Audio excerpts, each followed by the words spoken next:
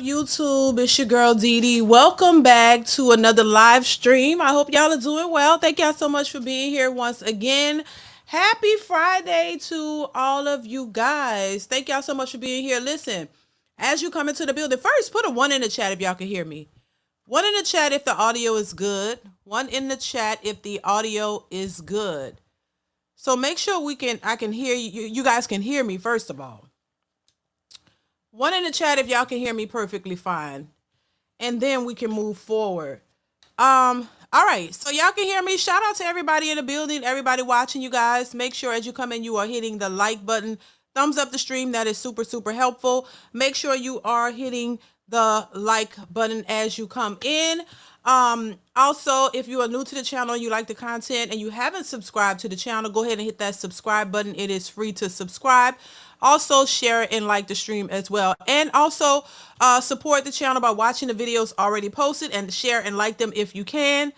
And yeah, don't forget to hit that notification bell to be notified when I upload new content or go live. So make sure you guys are doing that, all right?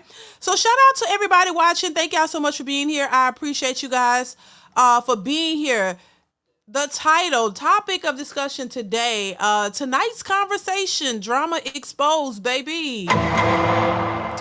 So I'm gonna talk briefly on that because I'm not really into,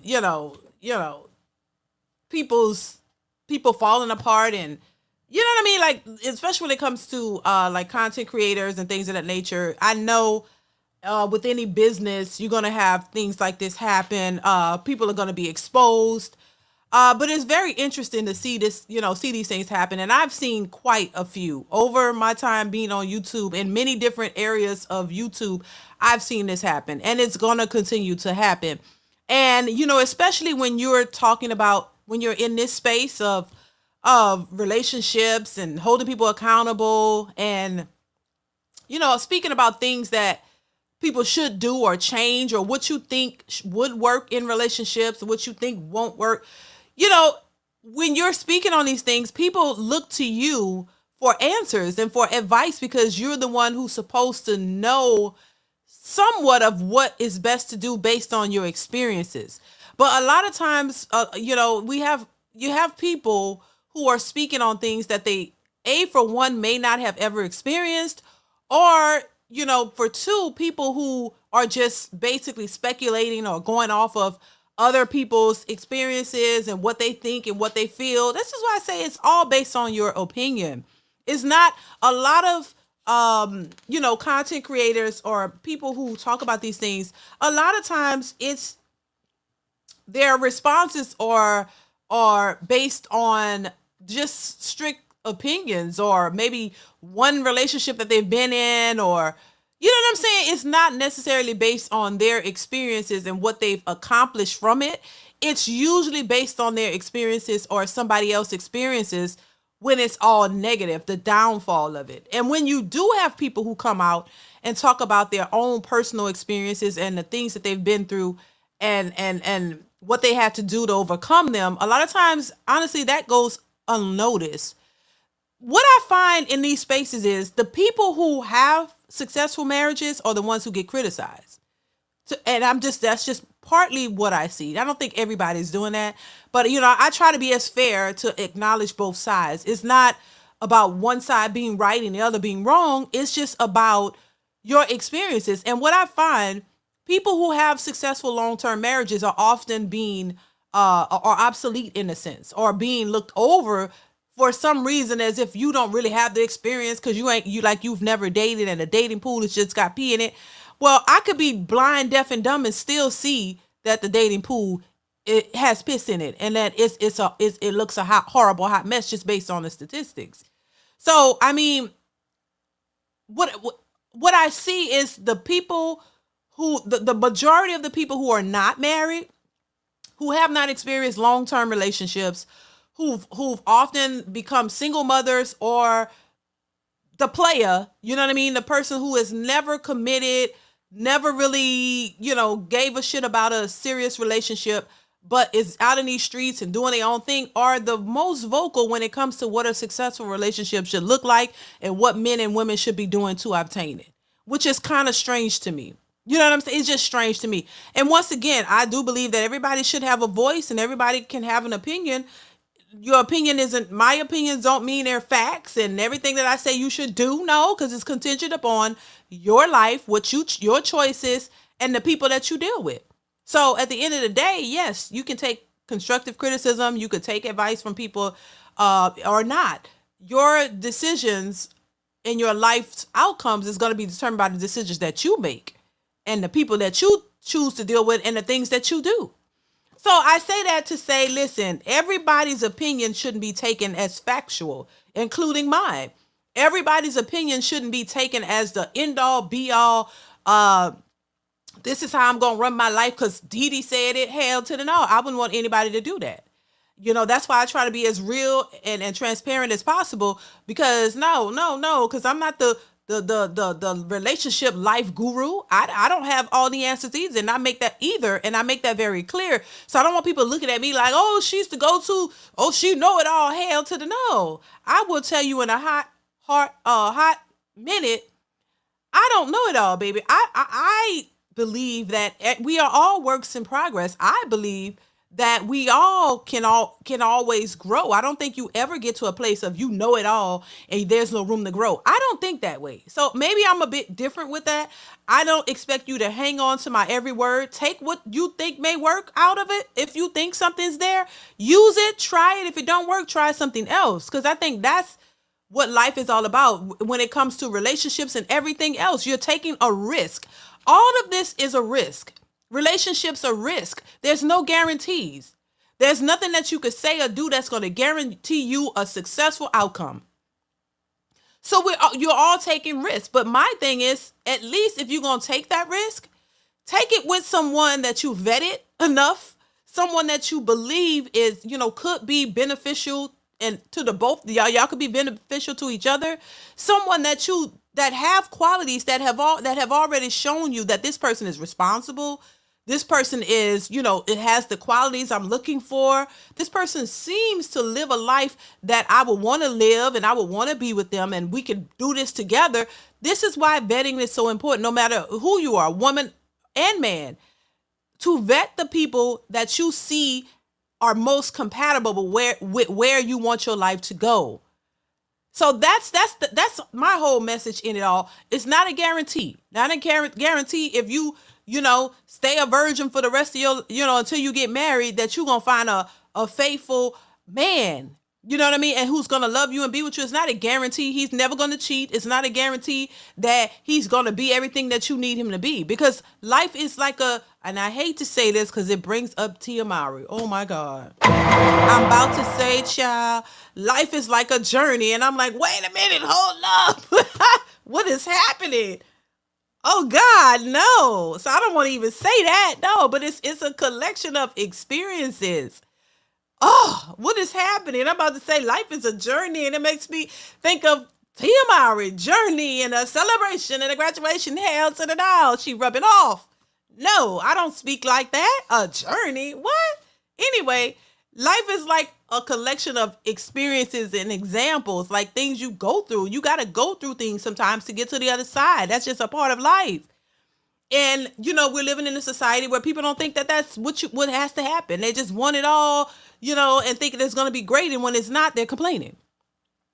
So I say all of that to say, listen, I'm going to get to the clips of what's going on with tonight's conversation. As we know, Keita Rose, Tripp, and Randy have left that show. And it's a lot that Keita is talking about. And I want to play what she's talking about. And I want you guys to let me know, are you even familiar with I'm pretty sure y'all are familiar with that podcast. I mean, they're all over social media, all over YouTube. I've covered many of their conversations. Even people were talking about Tony Gaskins. If y'all are familiar with Tony Gaskins, I am familiar with him. I watch his content. Him and what's the guy named Ace Metaphor, the leader of all of this. He said some things about him that he didn't like, and they had that whole debate thing and all of that, saying that that guy, he didn't think that he was qualified to speak on relationships and all of that and marriages because he doesn't have one. And I think there is something to be said about that.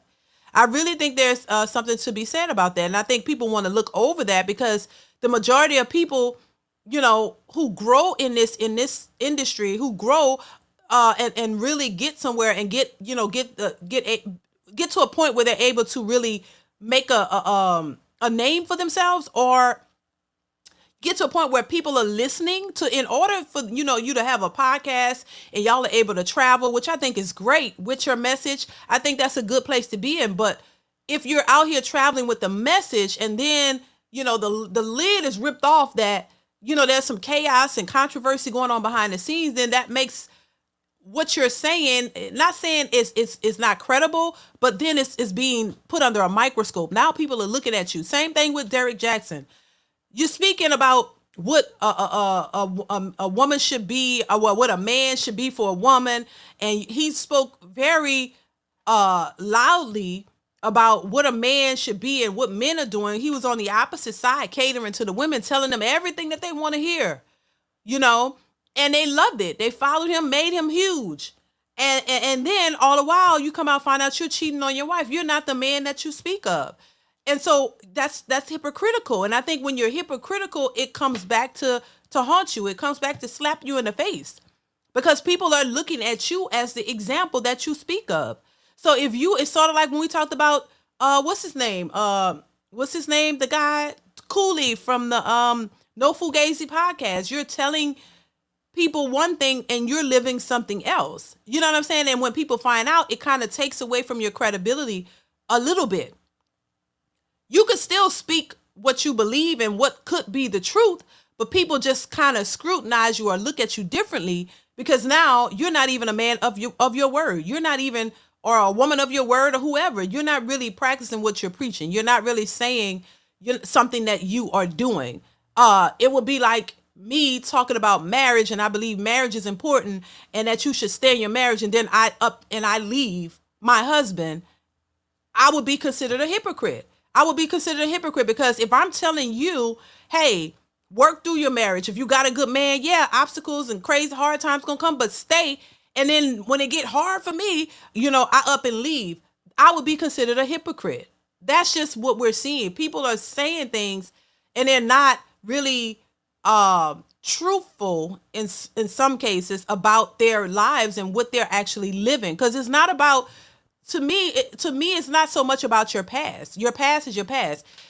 In my opinion, I think your past matters when it comes to developing a new relationship, of course. But what I'm saying is, if you've had a certain past, which a lot of people do, and you've learned from that and you've changed your ways and you acknowledge that and you have made a change, and now you can speak on the changes you made that were beneficial to you, that yielded you an outcome that's better than what you had before, that's different. Because I think everybody makes mistakes. Everybody choose badly in any way. You choose, bad jobs, or you choose to do things that were not beneficial. And if you learn from it and you change and you get a better outcome, then I think that's important to let people know that, because somebody could use that as an example to learn and change their own behavior. That's what we call accountability. When you accept the things that you can't change, but you do something to get a better outcome.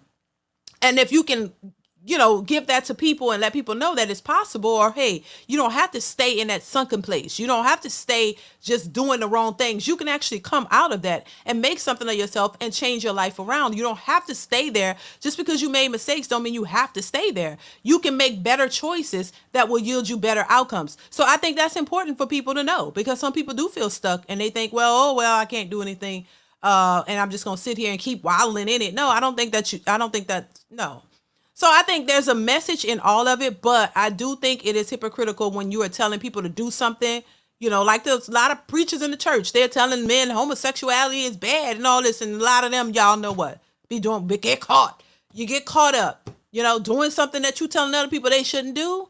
Like, come on now, that is hypocritical. And I think that's what kind of shows up. Everybody is telling people about relationships and what would work and what you should be doing and all this, and I ain't gonna say none. A lot of them are not doing it themselves.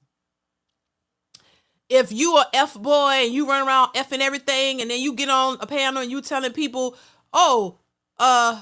This is what you should do. And for it, you can't really speak on a relationship if that's not what you're doing and you're doing something totally different.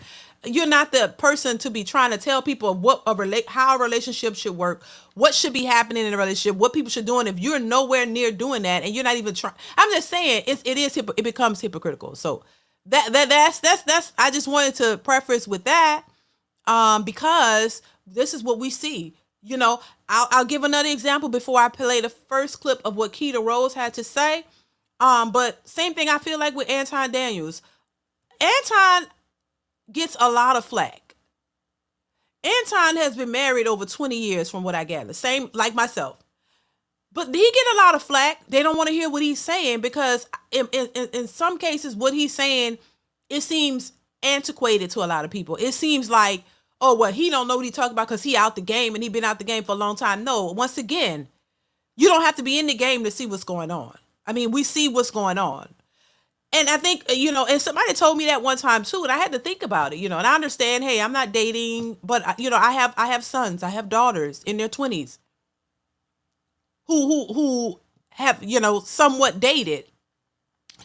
And I mean, I don't have to be blind. Like I say, I could be blind and I still would know what's going on. They're young, they're out there. So I don't have to, I'm not deaf. I see what's happening. So I kind of don't agree with the idea that the fact that if you're married that you can't have a voice, because I think the people who are married should have the loudest voice. I think the people who have been, and especially people who have been married for a lot of years, because that could speak to what you could possibly do to attain that type of success when it comes to relationships. But for some reason, a lot of people don't want to hear that, which is I told you everything is backwards.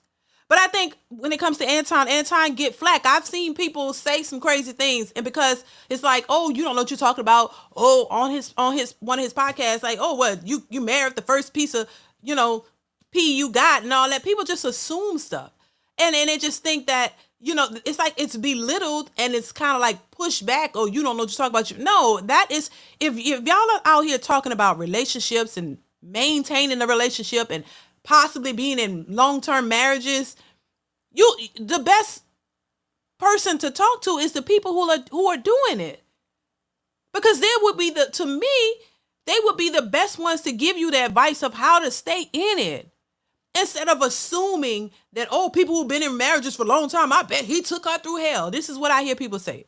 This is the assumption. And not only just saying it, I've been told that in real life. Or it's been assumed that in real life, oh, I bet they ain't happy, and I bet this, and I bet that, and y'all are so wrong. Everybody assumes that a marriage, when you've been married to somebody for years and years, that is just turmoil, and that is just so bad, and you can't work it out, but they somehow manage to stay together. And we're in a day and age where it's so easy to separate if you wanted to. It's so easy to break up. If they're talking about back in the day, they couldn't do it because of the money. Well, today it ain't like that. Women are making money, so it ain't about the money. So if you're in a marriage with a person that's assumed to be so toxic and bad, why do a lot of these people are still married? And then the ones who don't want to be married or have issues, they break up easily. So it's quite clear to me that no, everybody that's been married for a long time is not going through this traumatic events and so much turmoil. Yeah, it's work, and yeah, there's differences. Of course, that's life. But you vow to work through them. The ones who actually take their vows seriously and actually are committed to the person like they say, they work it out. But the people who haven't gotten that, or who were unable to achieve that, always assume the worst. Always assume the worst. And I've mentioned certain things on this channel before of how people, when I got my marriage license, I'm gonna move on because I don't want to get it too personal. I've already talked about all this stuff. The lady was in there, was like, oh, she's getting a divorce, and something about, I'm getting my name, get my license with my married name. And she's like, by the time she did hers or something, she was getting a divorce. And I'm like, oh, okay, all right. And I'm newly married and happy, and she's somehow divorced. But this is what people are bogged down by. People are more geared towards the negativity of a thing, of anything. Negative things on social media get numbers. Anything positive, you don't see those numbers. So negativity is always going to take the forefront of anything. People like to go see fights. You like to see negative stuff, and that's why people push it, because that's what is, takes the front and center of everything. So it makes sense to me why you would have people who downplay people who have been married for years, and you take advice to people who've never been married. So in my opinion, they're speculating. It's just an opinion, which we all have them. It's neither faction or facts or fiction when they're talking. It's just their opinion of what they think, even though they have not experienced that. To me, experience is the best teacher. I've never been to war. I couldn't sit here and tell you what it is to be in the military and how to fight and what you've seen in that. Only a person who's been through that and experienced what goes on there can fully give you the outlook and the truth about their experiences and what they saw, what they went through, depression or whatever, I can only assume, oh my God, it must have been hell over there. It must have been this and that. I don't have that experience. So I am not the best person to speak on war veterans or people who've experienced what it is to go over and fight. I can't tell you. I can only assume. I can have an opinion, but I can't give you anything factual. Except the person who's actually been through it, and they can tell you their real life factual experience of what they felt, what they went through, what happened, all that. So that's how I see it. So I think while everybody have an opinion, you can't lean on people's opinions as factual and follow your life completely behind it. I'm hoping I'm making sense.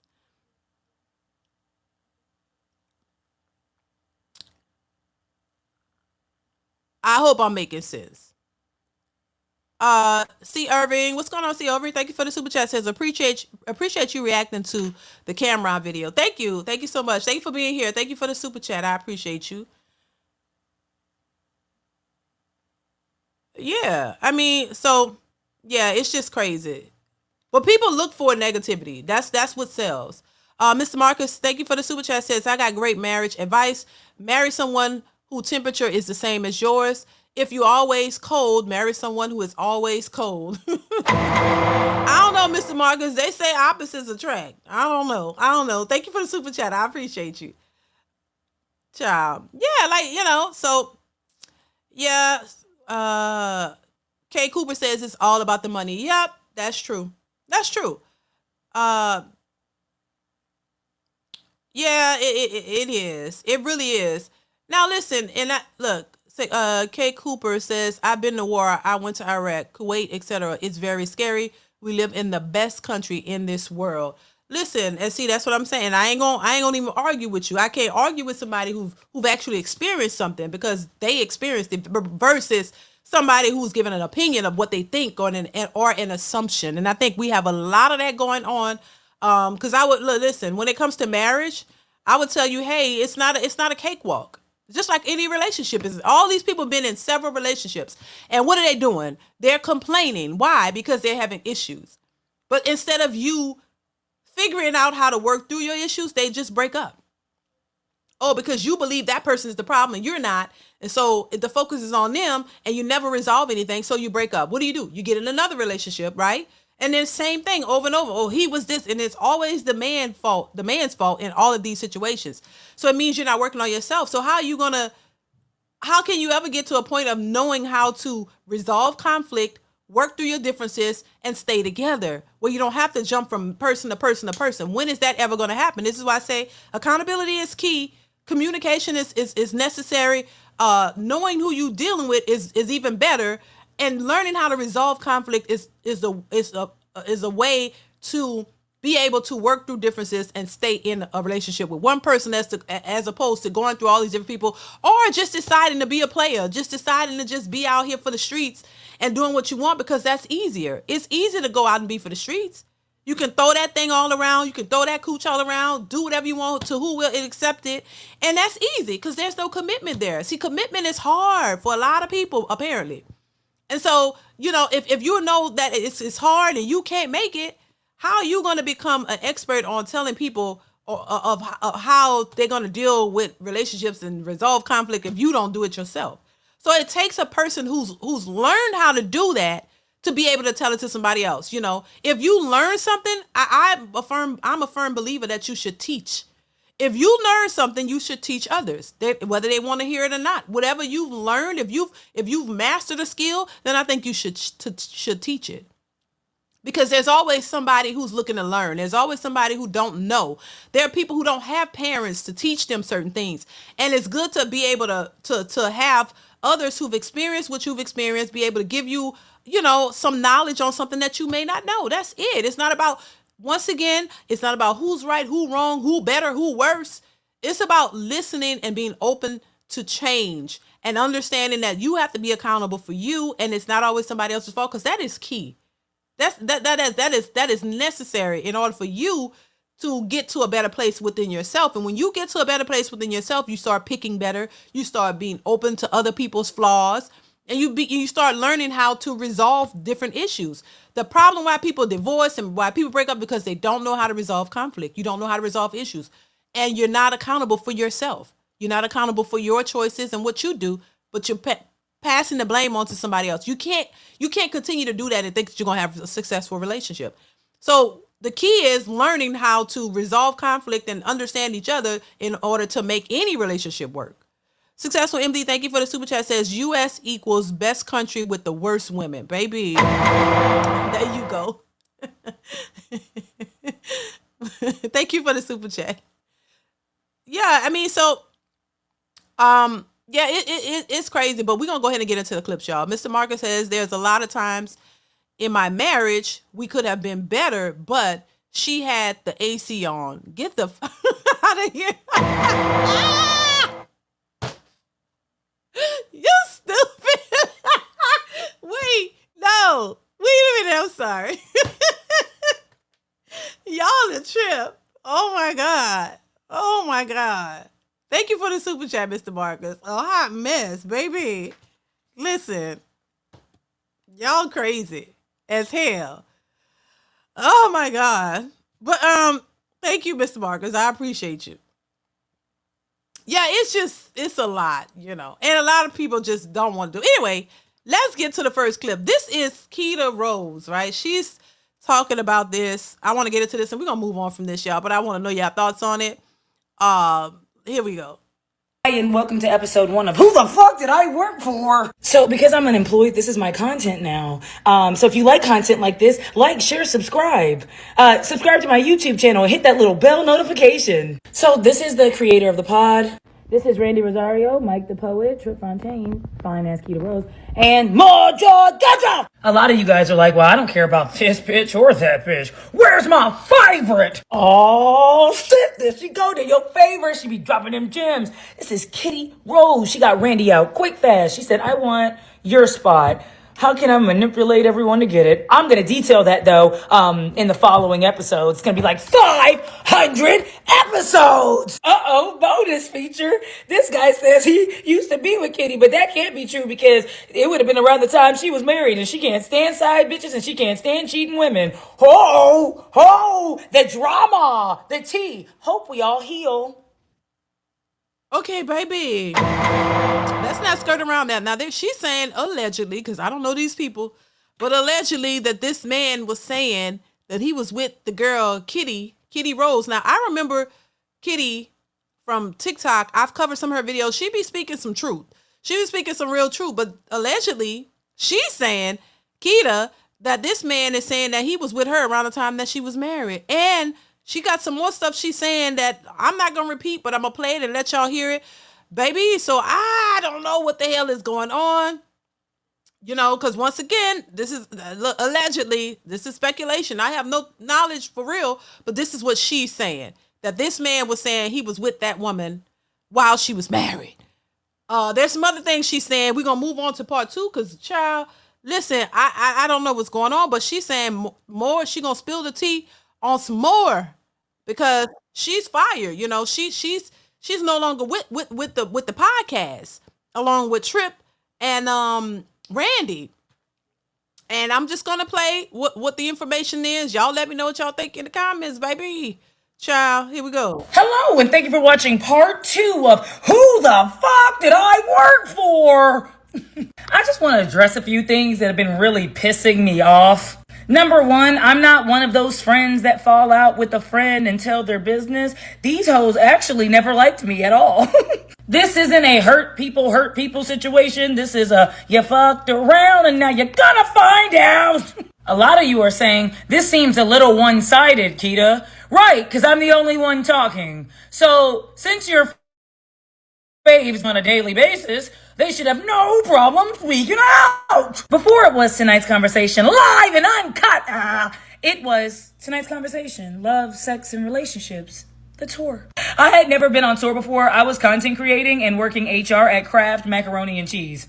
I was HR there. By the way, since we're doing this, y'all probably shouldn't be eating that shit either, but if they sue me, they're gonna take my son, so I best be shutting that ass up. But I got to meet some really great people. I met the very talented Jay Martinez, the very funny TC Caldwell, the really beautiful and talented Caleb the poet, and Joe! Look how happy I am. Stupid girl.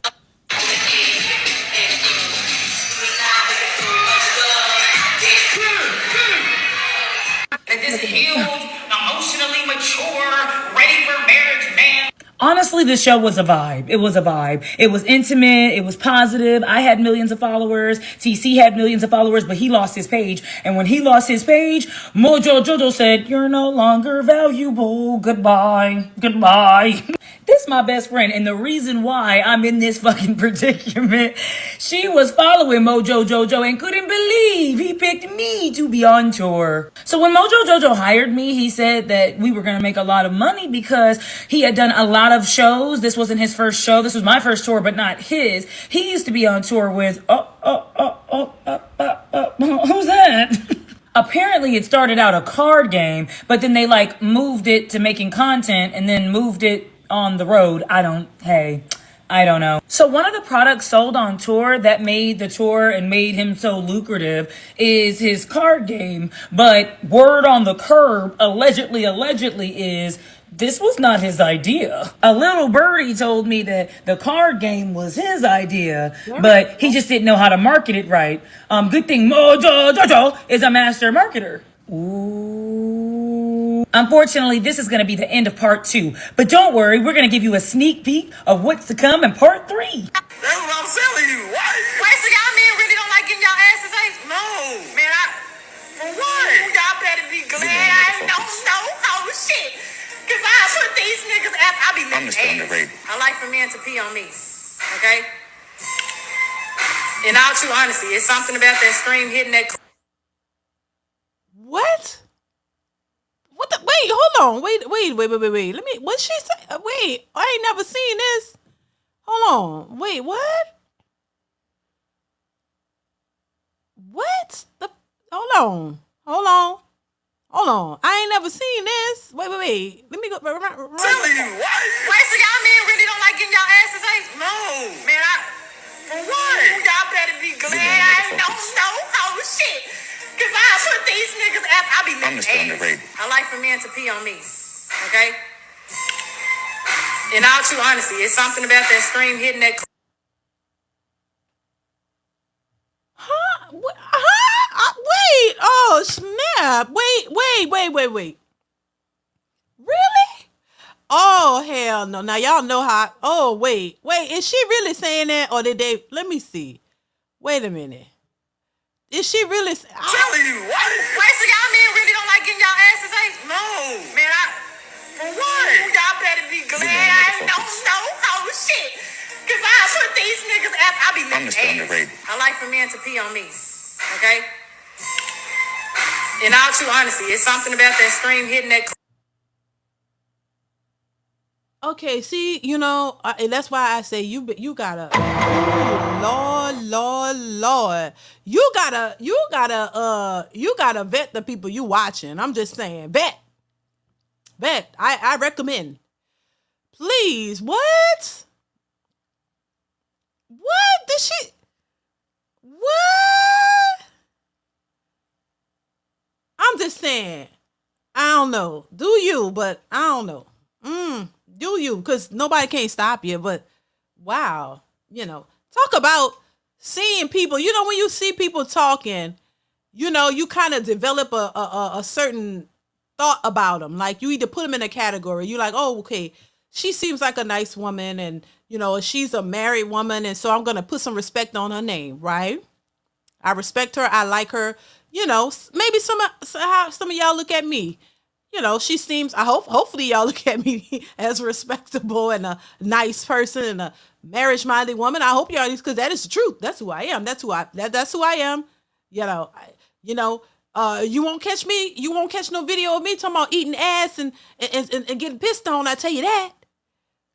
I tell you that. You won't find no videos of me twerking and none of that. None of that. I can guarantee you can put my hand on the Bible. Yeah, that ain't a part of me. I'm not a twerker.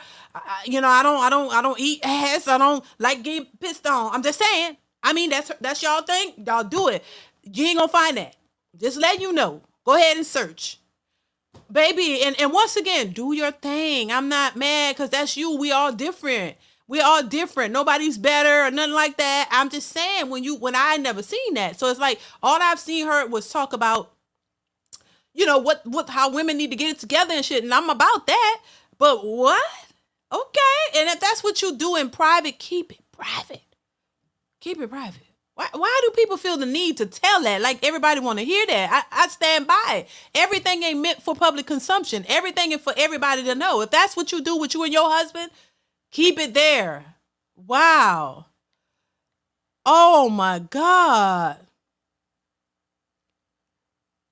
Yes, for attention, but what kind of attention you want?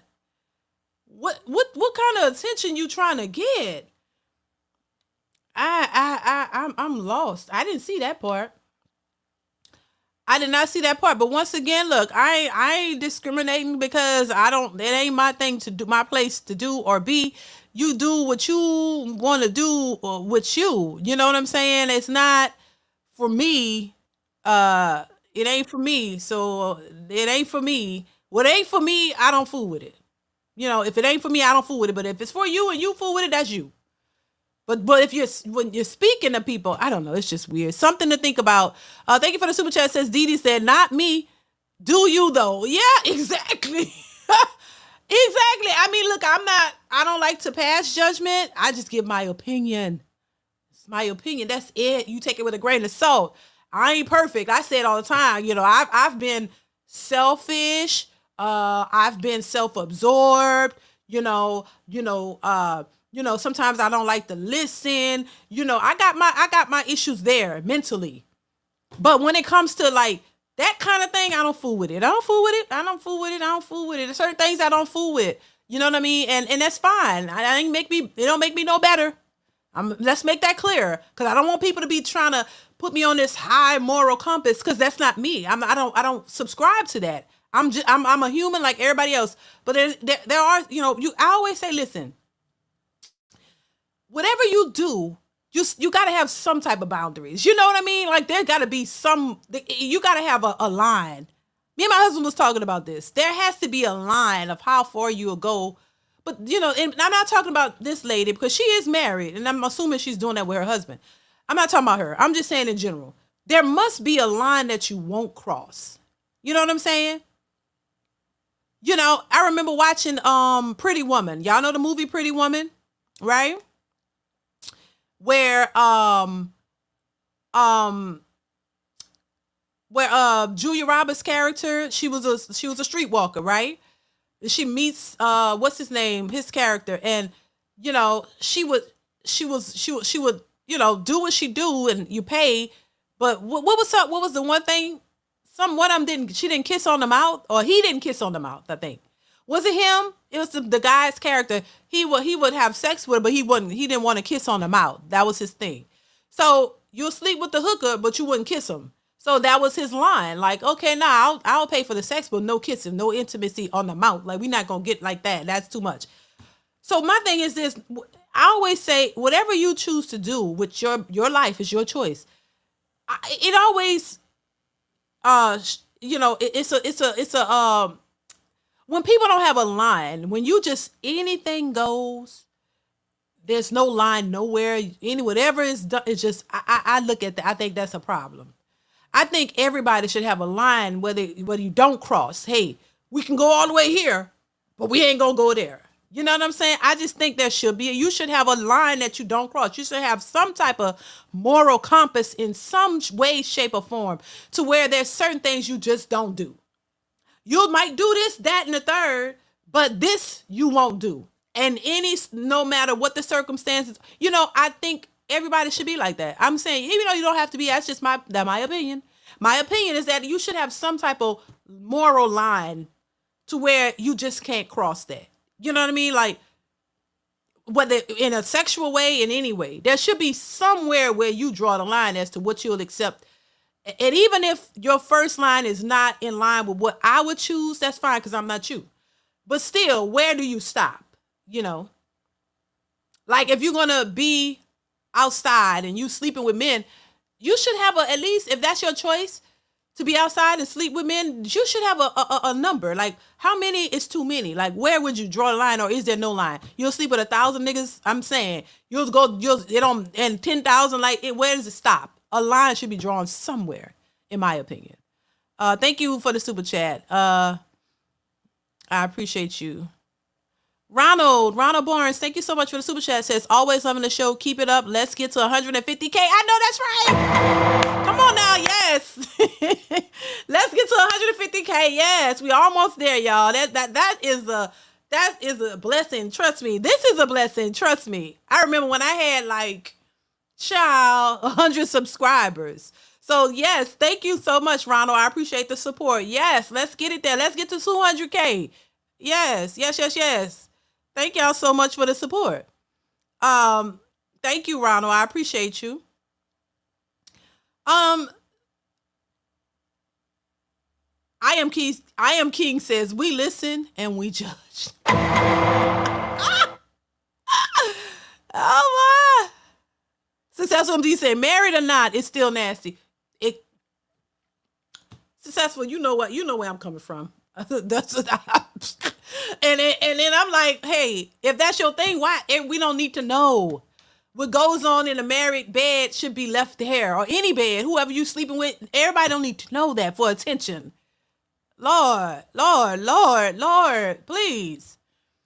Successful MD say some people have over-sexualized themselves all the time, to the point where you just telling, all your real deep personal things. Nah, I think that's a mistake, because it'll come back to haunt you. You know what I'm saying? Thank you, Successful MD. Yeah, it will definitely come back to haunt you. And people don't act like they don't realize that. Let's see here. I'm gonna go ahead and pull this up too. Child, a little snippet of what's his name? Tripp. I got a little snippet of him basically saying he left the show. And I saw that, but I wasn't thinking about, I'm like, oh wow, why is he leaving the show? And now it's a bunch of drama. But I'm gonna play a little bit more of what Keita had to say, because she kind of goes in depth a little bit about why it's at the end. And so with that, I am announcing my departure from tonight's Conversation podcast.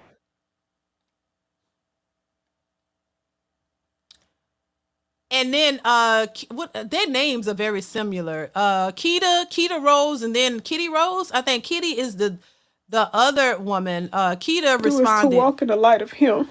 To what? It was to walk in the light of him.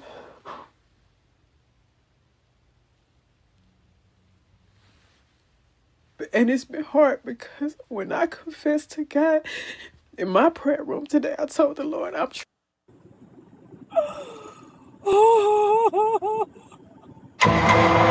That's why I never that's why I'm saying it's so hard for me I really want to get into acting, because it's so hard to just be, okay, cry.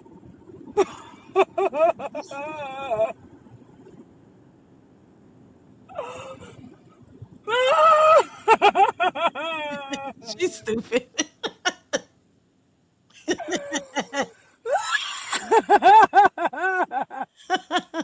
She's stupid. She's stupid. Oh, really say specifically why he was leaving. He just said he was leaving. He didn't really give any. He said no shade to everybody else. He was just leaving. He didn't really give a real explanation as to why he was leaving. He just said he was leaving. But now could be, it could be, some other drama. And I'm getting to it. I'm gonna play a little bit of what Keita and Randy said, and then she's gonna expound on it a little bit more. Just kind of get through these clips for y'all. He told me when I said, well, she just want to talk about the assault that happened to her, when she just want to talk more about more serious topics, because sometimes it just be seeming salacious, so she just want to do that. He said, who told her to heal? He said, this ain't no healing place. Who told her to heal is crazy. Daddy gonna tear that bank account up. He wanted to fuck me over and play in my face financially so bad. And I just love the fact that my household never ran off of money from them. It never did. That's good. That was money that me and my husband would blow or put into. But you gotta understand, some of us were told, quit your job. Like, we all were told that. Quit your job. Right, but so we're all told that. Yeah, you didn't need the money. That wasn't your primary source of income. But when somebody's like, trust me, we doing this, you so yeah, like, did you all sign contracts? Absolutely. Yes. Yes. Do you understand production? Let me tell you production. Production's like, nobody's going to do anything without signing these papers. Yes, I did sign that shit. And no, I didn't read them all. I don't be signing my contracts. My husband signed them. Okay, well, hold on. Let me check. Baby. Oh. Puppy. Honey. Oh, Christina. I'm a single mom. Christina's gone. He's gone. He's gone. He told everybody, Keita got mental problems. Talking about, she bipolar. Bipolar means stupid. And you a covert narcissist. But she's just crazy. I don't care what I got. I know how to count. Yeah, bitch. I don't give a fuck what I got. I know how to count money. Okay? And I'm not doing this for fun. Okay? Oh, no. I gotta feed my son. He said, I make $500,000 a show. I said, can I get my paycheck from May? No! Why? So it seems like from what she's saying, it has to do with money, allegedly. She's saying that they didn't get paid. That's what she's talking about in here. And they're laughing about it, but they're saying they didn't get money. And he was talking about how much was made, but they didn't get paid. And I'm like, and then they were told, allegedly, to quit their jobs and they're not getting paid. So I'm thinking that could be allegedly the same reason why Tripp and, why Tripp is leaving as well. There was some issues with the money. Yeah, and this is why it's crazy when you group up with people, especially Black people, you know what I'm saying? It's always some drama. This is why, listen, every time you group up with people, do you think, oh, if I branch out and group up and, join these panels or do these things, and it'll give you exposure, but there's always some mess behind the scenes. This is why sometimes you got to move to the beat of your own drum. You got to do your own thing. Stay in your lane. That's what I try to do, honestly. And y'all be asking some people, not everybody, well, you don't want to collaborate and this and that and that. I gotta move a little differently because I'm not about, you know what I'm saying? I've had offers to join certain panels or do this or do that, and I move a little bit cautiously with it because I'm not for the drama, I'm not for the bullshit, and I kind of march to the beat of my own drum. I do my own thing, and I like the idea of getting with other people because it's good exposure. You can grow like that. But at the same time, I don't like the drama. I don't like the foolishness that I know always comes with it. It's like every time you see a group of people, there's always a fallout. There's always something. Somebody don't like the other one or this and that. You got to be cautious with that. You know what I'm saying? And then they end up doing it by themselves anyway. So, you have to be careful. And I think it's always better to like dip in and dip out. You know what I'm saying? Like be a part, show up as a guest, and keep it moving. Don't join these panels. Don't get too involved because there's always going to be some drama surrounding it. Successful MD says she's probably Tiffany Haddish long lost twin. Thank you, Successful MD. I appreciate you. Says, where is the contract? Something is not right. Yeah, they say they signed contracts, child. I believe them because when you do stuff like that, you have to have contracts in place. But so if somebody's in breach of that, if that's the case, they could be sued. Thank you, Successful MD. Yeah, you gotta have it in order. So if somebody, there are a lot of people who have signed contracts, and still didn't get paid, and I've known that since I was in the beauty world. Like before this, I've been on YouTube a lot of years, 10, 12 years at this time, if not more, doing beauty content and stuff like that. And I've had endorsements from beauty brands and I've gotten paid. I got paid for my stuff, but there are a lot of people who didn't get paid. There were big channels where they did the work, and these are major companies, and they didn't get paid, and they signed contracts. So, and then it ended up costing them too much to fight it, because a lot of these brands some of them are in different countries and things of that nature. So yeah, it's a lot that goes into it. So you have to like almost get your money up front before you do the work, or half your money, because a lot of times they will stiff you. You will put out the work and they won't pay you. So that's happened in the beauty world plenty of times. Successful MD says, are the gurus are sleeping with each other?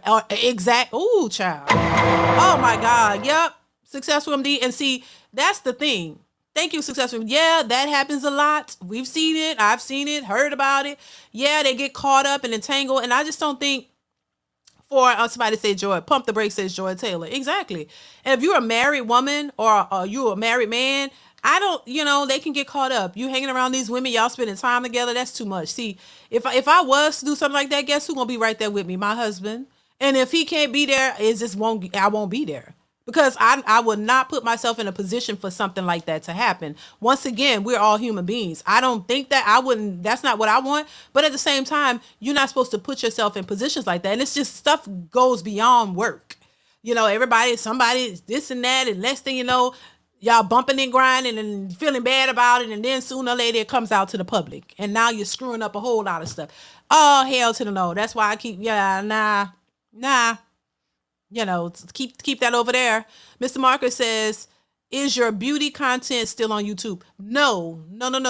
It was for a while, and I changed the channel. My second channel, this channel was actually my beauty channel first. So no, when I rebranded, I removed all that content. And then my second channel, I had some stuff and I took it off to kind of rebrand that channel too. So no, when you rebrand it, it's recommended that you move the old content. So because it was not, new content was no longer associated with beauty. So no, I had it on there for a while. This actual channel was a beauty channel. So I've rebranded this channel a couple of times actually. So no, so when that wasn't working anymore, I just rebranded. So no, that content had to go. Yep.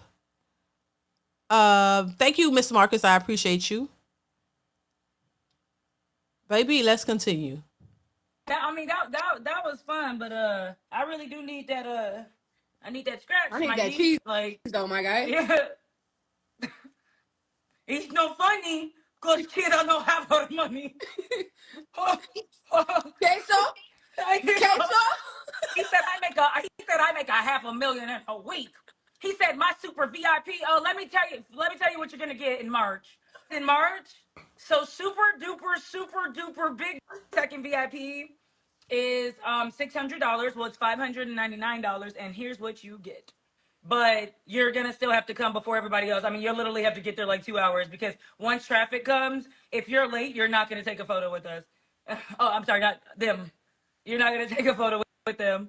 But if you do get there on time, you will get to take a photo.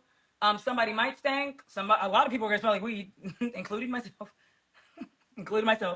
You'll get to hear a couple hours of chit chat, and he gonna send your ass on about your day. And you might have to stand, and if you got to stand, oh well. I tried to fight for y'all. I said there's a lot of people standing. He said I don't give a so that's what he said. I said, hey, this is not right. People are standing. I don't care. So Right now, we are just decompressing and navigating the emotional waters of just being taken advantage of for years. We can laugh and we can joke and all that stuff just because that's literally how we get through pain and how we how we cope. But we have built a friendship that was destroyed and taken apart numerous times under the guise of just not wanting people to have peace, just not wanting people to have someone else other than that person. um and it's very unfortunate. It's very heartbreaking. It was a lot of things done to me intentionally, trying to break my spirit, break my household, and all of that. And the truth of the matter is, it didn't work. God is amazing. For the past 6-7 months, I've been focused. I've been good. My show, Let's Rant About It, is great. We are touring. We're doing great. I'm gonna try to convince Keita to come on Let's Rant About It. I told her I'll give her my left kidney. I told her that. She told me my kidney ain't shit, bitch. But yeah, no, in real life, like we can joke and laugh and all that stuff, but what we got to talk about in our story is some real shit. And when we ready to release that, it will. I want to know what really happened. What happened for real? Like, get to the nitty gritty. She crying. What happened, baby? She's crying. What went down for real? I don't think they want to really. We Yeah. literally, Crying. What do y'all think really happened? it's so much to say, and we're gonna talk to y'all. But like, Oh, what happened? it's a lot to say. It's a lot that happened. What was really It going? was a lot of manipulation and taking advantage of people, That's crazy. and neither of us deserve that or deserve to feel like that. Like, they really saw that we gave a fuck about each other and was like, let me do anything possible to try to come between that. but it's not They even that really too. saw. Like it's that. Like it's Oh no, I'm that. about to get there. But They really saw, and they know that people are going through certain things, it's depending on certain exploitation. things. It's profit for And pain. It's pain. It's money. It's money. Where there is pain, they know people say, I don't want to be in pain. When you're in yeah, pain, you don't want to be in pain anymore. So yeah, just like these medical companies, they say, here, take these pills, because people are desperate to get out of pain. That's just what the it is. It is what it is. yeah. Well, So it's I'll be like when you in. see that and you start to be like, hey, listen, this might be good. Hey, don't do that. Like then it becomes, hey, don't nobody want y'all to heal for real. Shut up. This person is just like me, so I'm gonna go this route. Mm-hmm. Y'all care too much. Yep. You give a fuck about these people too much, and then when you back up, it's like, and you fall back. It's like, oh, it's just like a budget thing. Like it's all love. It's not love. It's pure hate, and not on no bitter shit. Just on some you profit from pain. You love the pain. The pain. Oh, I see what she's saying. So basically, she's saying there's no love in it. There's no love in really trying to help people. Is what I'm gathering. She's saying that it is all about just profit. You don't really give a shit about these people. You don't really give a shit about them learning or getting the information. It's just strictly about let's get paid. Um, I guess that's what she's saying. Where a lot of people just once again like telling people what they want to hear. Just tell them, oh, this is just fine. You say whatever it is they want to hear with no real. It's not real. It's just fake, and tell them what they want to hear. Get the money and run. That's what she's saying, and I guess it backfired. I guess Miss Marcus says what happened is, in my opinion, I love. I mean, in my opinion, a love triangle. By the way, one man and two women, but five,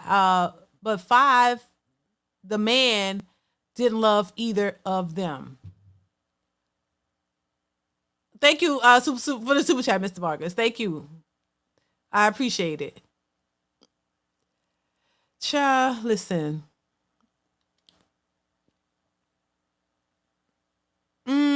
I'm just saying. So maybe she's saying it was just for profit. They didn't care about the people working there. You didn't care about the people listening. It's just, let's get this money.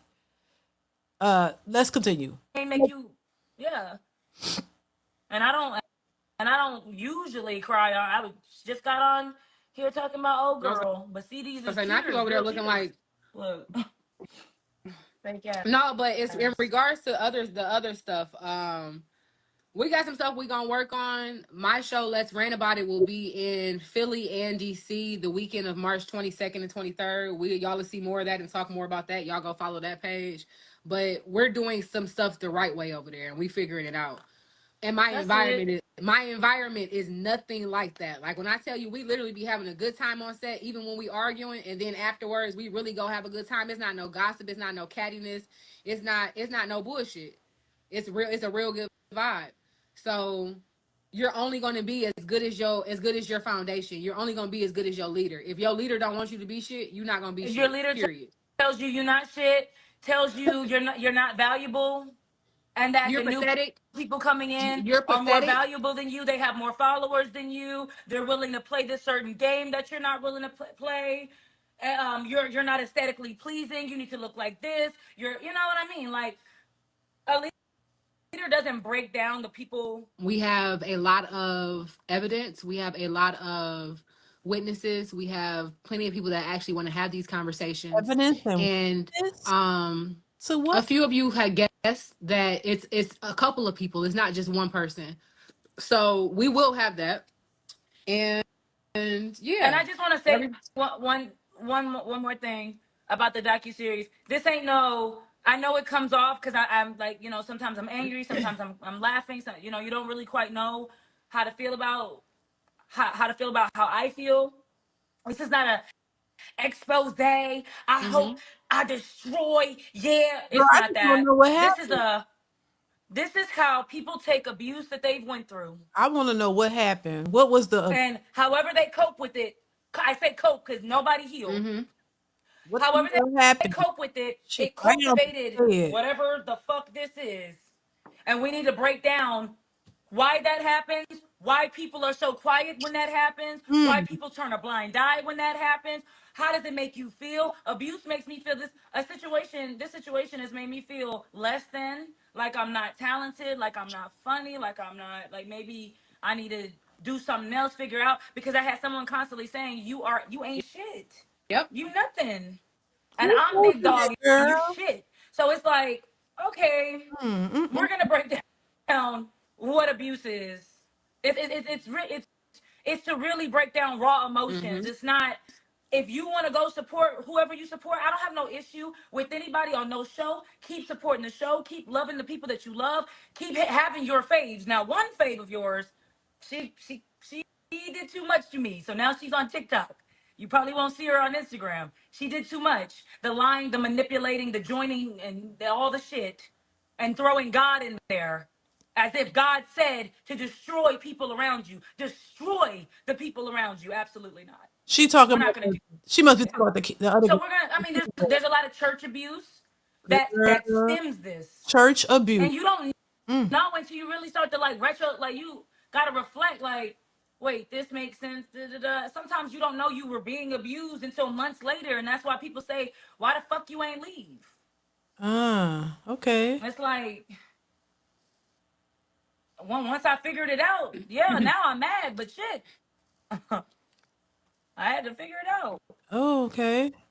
Girl, I want to know exactly what happened. They kind of skirting around it now because they don't want to, I guess, I don't know, but hopefully, that she put it all out there because, baby, there's some allegations.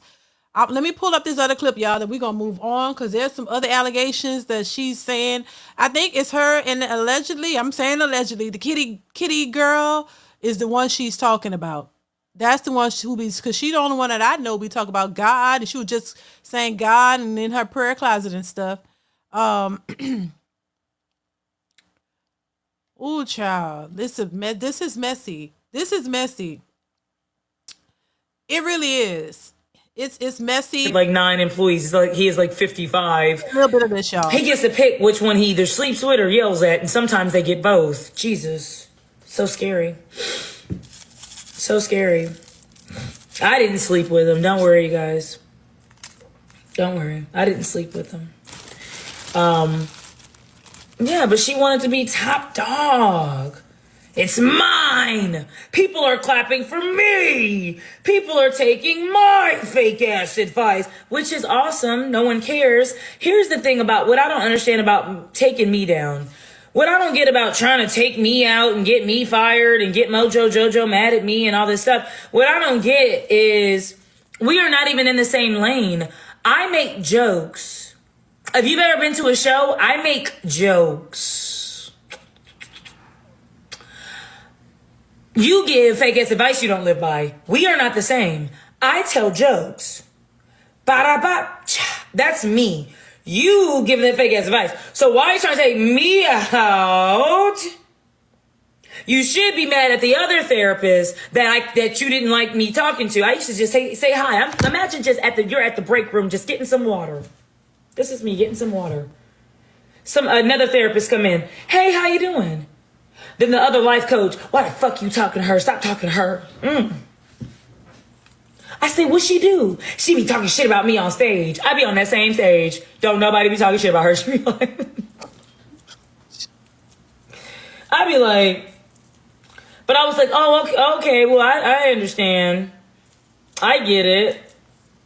That bitch, she doesn't know what she's talking about. She's a fraud. She's a fraud.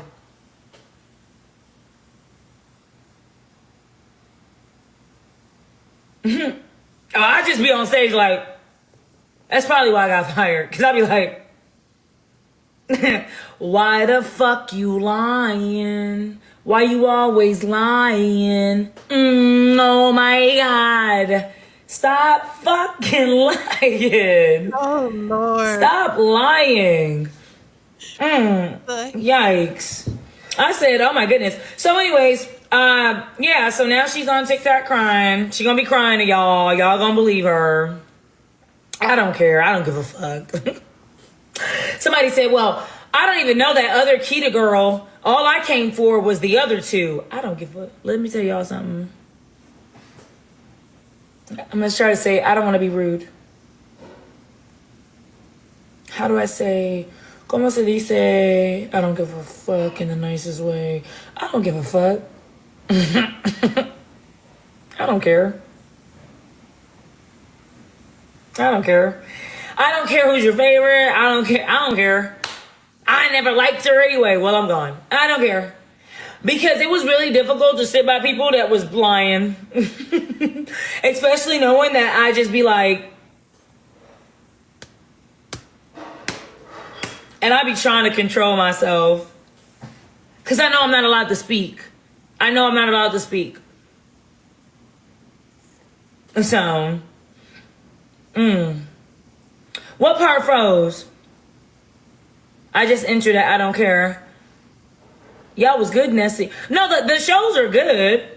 We're good. We're good. It's good. It's entertainment. It's gonna be good. The movie's gonna be good. I seen that documentary from Netflix for the Disney. Was it Disney or was it Nickelodeon? Was it Disney? It was. I think it was the child stars, and some weird shit happened with that really big fat white man that was doing stuff. It was Nickelodeon, right? It was still. I still watch it. I didn't see that and say, oh no, that those shows that I watched 10 years ago were bad. The shows are going to be good because talent is talent, but please know that it's talent. Please know that it's talent. Silent onset, yeah. I caught your face at the last... Yeah, no, I be rolling my eyes. Oh, Trill, cool. I don't know problem with Trill. She has multiple baby daddies. 4 or 5, maybe 3 or 4. I'm not sure. Hey, was it 4? It's 6 to 7 kids. 3 to 4 baby daddies, something like that. Just... I mean, I guess she's just letting them busting her. Hey, I don't judge. I don't care. I don't care. I only got one, so I don't care. So I'm gonna be on here a lot, you guys, and we're gonna talk. about just anything. I don't know. I'll be here. Whatever you guys want to talk about. Okay, so I allegedly, I think she's referring to the kitty lady. Girl, that shocked me. She said she got. Okay, I didn't know she had a minute. I know she have children, but I didn't know she allegedly. I don't know if it's true, but she's alleging, not me. This woman got 3 or 4 baby daddies. Okay, I mean, she's married now. I guess. I mean, how do y'all look at that? That's what she's alleging. That's what I heard. I'm like, wow. Okay, I didn't know that. I didn't know that. I mean, if that's the truth, if what she's saying is true, this is what they're saying. The one who, prays in her prayer closet and stuff. Them two, apparently something went on with them and it's not good anymore. I don't know. Child, let me listen for a little bit and we're going to get off this because I ain't got time. I'm just saying. I don't give a fuck. Oh, allegedly. No, but for real, I saw, so no, I know. Apparently the ex-husband, now see, this is what I was told. Cause me and y'all are so cool. We just friends. Just kikiing with the girls. The ex, so she told me that the ex had saw something in her phone. And this is her ex-husband, the other one, not the other 4, but the other one of them, I don't know. I can't even tell you. What is it, the first or the second? Is it the, I don't know. So, she nervous because you know too much. Why is she talking so much shit? Why is she talking so much shit about me? She's divorced. She's divorced and married again. She has a husband now. Hi, baby. Hi. She's a husband now. But the ex-husband apparently, so what she told me was something, it was so weird. She's like, something went on where he went through her phone and saw something, and then they started fighting because she's from Pleasant Grove. That's what she said, not me. And so she was knocking his ass out. And then they was fighting inside the car. They was beating each other's ass. And then she pulled out a gun, and then a gun went off, right? And then, she got arrested. And so I said, this y'all life coach, but you didn't know that, so don't take it offensively. I'm sorry. So I said, I asked her, we was in the car, I was smoking, she don't smoke, I was smoking.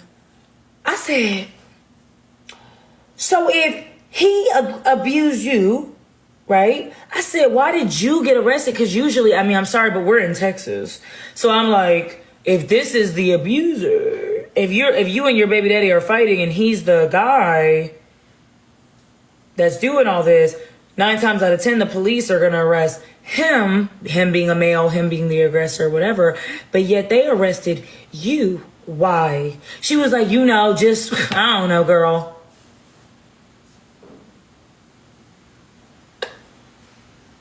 Now, I've never been arrested.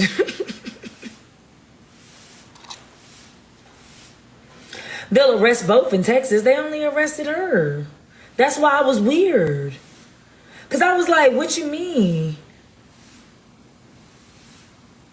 But anyway, she had went to jail for, I guess, hurting the husband or something. Whew.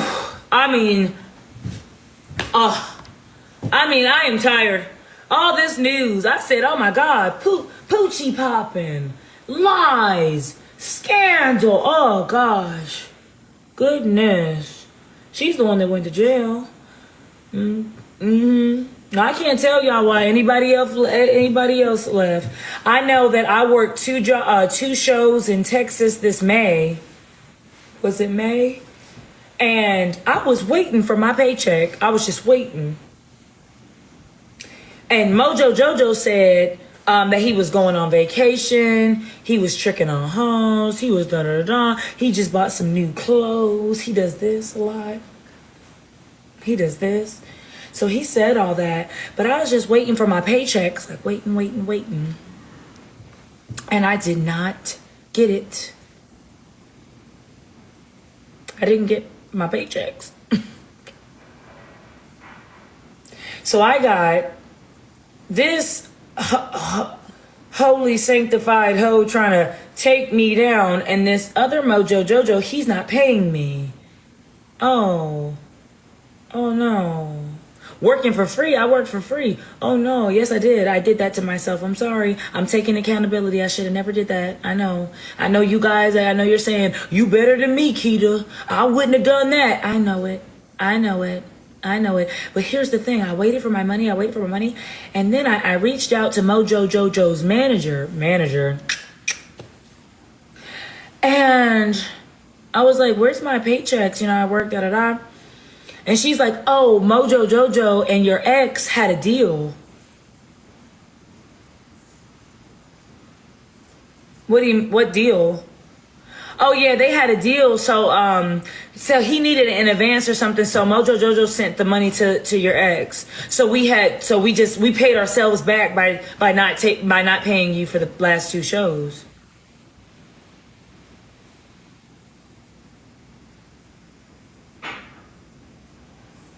Oh no.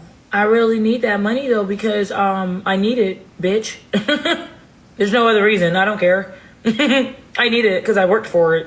So then I was like, well, what did y'all have him sign something? She sends me back a document that's like Keita Rose promises to pay da da da da. But it doesn't have a signature because I never signed it because I never saw that because I didn't know that I was going to be stolen from. Oh, Lord Jesus. Okay, baby. Okay, I think that's enough. This is messy. It's kind of interesting, it's messy. You ain't getting paid, girl. Your ex was working with him. They had an agreement so the ex could come and sign for you and take your money. And why would anybody do that? That's not how the ex get an agreement to be able to come in and take her money, then she didn't even sign off on that. That sounds crazy to me if that's allegedly the truth. Ooh, Lord, I can't. I don't really be. We're gonna leave it there because I really don't be that invested to people like that. I really don't. I'm not that invested. I see stuff. Somebody say something I agree with or whatever, or it makes sense. I'll react to it, and that's about it. It goes no deeper than that. I don't know these people like that. I really don't care. But I thought it was interesting because I see it all over social media, and I'm like, what is going on? I just was talking about this podcast. I was just saying, wow, they're doing a good job. I was just speaking positively to myself about them. I was saying how, wow, they working, they're doing good, and they making it work just for this to come out. That's what shocked me because I was just saying, wow. They actually on the road. They traveling. They making money. They look like everybody's good. I'm thinking everybody getting paid. It's working for them. And now this happens. So, it's sort of like you talk about your favorite actor and you talking about how you like that actor and then next thing they come out and they're racist or something like that. It just throws it off for you. It's not quite, the same. Like Liam Neeson. That was one of my favorite actors. I liked him in all his movies, actually. I mean, he was, the shit to me. Then comes out and he says something that was racist or whatever, kind of just threw me off a bit. That's what happens. It's like you thinking one thing and everything is good, and then something come out about him, and now you got to look at him sideways. Now when I see him in movies, I look at him and look sideways, wondering, if this is really who he is. You know what I'm saying? It's like you want to keep the illusion of a person going, especially when it's movies or stuff like that. I don't. Then when they some real truth about them comes out, it's like, I can't look at you the same. You know what I mean? It's just kind of like that. This is just crazy. This is crazy. She said earlier that she wasn't able to really talk about it, so she kind of going around. She's been working with them for years, years. So she knows that if she says something off collar, she could be sued. So she's very aware of that. So, and nobody else is really saying anything. My thing is too, what I've seen being on social media, on YouTube for years, usually the other people come out and they usually debunk something quickly if it's not true. They'll be like, nah, that ain't true. She's lying. But when they hesitate to talk and stuff, it shows something different. I'm like, who really knows? But the people who were a part of it. So, I guess she says she's gonna do a docuseries. She's going to talk about it really when the time permits. She's really going to tell what really happened, what really went down. And I guess she has to wait, I guess for what whatever reason, I don't know, but she's saying they're gonna the truth, they're gonna tell it all. So I at least want to hear what actually happened, what went down or whatever, because it's messy. It is messy. But I'm not surprised. Anytime you have a group of people doing something that looks beneficial to all and everybody grows from it, somehow there's always something that breaks it up. There's always people, thinking that they're better, or the egos flying around or whatever. I don't know. It's always something. Sleeping together, messing up the business. It's a lot that goes on, and it's nothing new. I mean, this always happens. So, I want to know. I want to know what actually happened, because I'm just nosy a little bit. But this is crazy. Uh, it gets crazy. It really is. But this is unfortunate because, like I said, I just was saying, wow, they still going. They doing good. I'm like, wow, they're growing. Even though sometimes, like anything, sometimes certain things people do get on your nerves when they jump up and start walking all over the stage. That bothers me. I'm just like, sit down. It's just too much. Like when somebody say something, they jumping and stomping and running, and that is unnecessary. That kind of throws me off a little bit. But I guess it was entertaining. It was entertaining, yeah. And it's a lot of people on there they don't all have the same opinions, which I get. The show is kind of like meant, I guess, for people to go back and forth, to have disagreements or whatever, and then then they bring the audience in to have their opinion, which I do like that aspect of it. But the theatrics of it all is kind of annoying. Jumping up and going, running and walking off and coming back and all of that is just that be annoying. But overall, it was an entertaining. It is an entertaining show. But I wonder what it's gonna look now with these gone. How that's gonna look? Because now it's like now I'm looking at you with one eye open and one eye closed. Like I don't know if I believe what you're saying. If there's some if some of this stuff is the truth. If it is, it's kind of like now. Is this really, people always wonder, is this really how you feel? Or are you just saying this? You know what I'm saying? Like what? Everybody's going to have that thought, especially when they realize, you ain't, if you're not really up to, if your life doesn't reflect what you're saying, because, the reason people move a certain way or do things a certain way is because that's how they genuinely think. That's genuinely who they are, like, same way. If you're a hoe and you like to sleep around, you move a certain way. You let it be known that you're a hoe and you sleep around. You ain't hiding it. You like, this is what I do. I'm proud of myself. You know what I'm saying? If you're a relationship type of person and you ain't really about the hoeing and the sleeping around, your life should reflect that, because that's really who you are. If you're really not, if you're really not materialistic, then that's gonna show, right? If I see you somewhere. Your car is not, if I say I'm not into expensive cars, then you won't see me in an expensive car, because that's really what I believe. What's the contradiction of it all is if you're saying that and then we see you in a Rolls Royce, or we see you in a, whatever the expensive cars are, and you don't, I'm just using this as an example, and you really like trying to live a different life, but you telling people, you want people to think you're conservative in spending, and you're really not about that. You really like to save a coin, and say your channel is about saving money and about not being materialistic. And then when I see you, you're the quite opposite of what you speak on. That's where the contradictions come in. That is what we call hypocritical. So yeah, your life will show it. It will show it. You know what I'm saying? Because you can't hide it. You can't hide it. You can't hide it. It comes out one way or another, if you see because I've seen it. If a person that for a fact, you might have a friend who says oh, my friend don't like to spend a dime. She's cheap. She's real frugal. Then I know she's frugal. I know she's just that way. Got a lot of money because she's frugal. And her car is not expensive. She don't shop expensive. She's real. That is who she really is. But so. Yeah, it's one thing to say one thing, but then when other stuff start coming out about you and showing your life to be something other than what you're saying, that's gonna throw people off. It's gonna throw people off for real. It would throw me off, like I'm seeing now. If this is true, throws you off about the message. When you hear the message, now you're thinking in your head what they're saying doesn't add up to what their life was about or is about. It's like, oh my God, so you have ulterior motives. You're not really about what you're saying, So yeah, it's just a part of it. That's just what it is, y'all, child. Lord have mercy. All right, let's move on, y'all. Make sure y'all are hitting the like button, y'all. Please, 216 watching, 100 and something many likes. Hit the like button, y'all. Let's move on. We're gonna move on. I have another clip. I have a couple of clips I want to share with y'all. But I wanted to play this one because I thought this was hilarious. What do y'all think of this? Because this was hilarious. Check this out. There's no way I could date a 5. I'm just saying. So what can you date, Pastor? Yeah. Listen, I know the comments gonna kill me for this.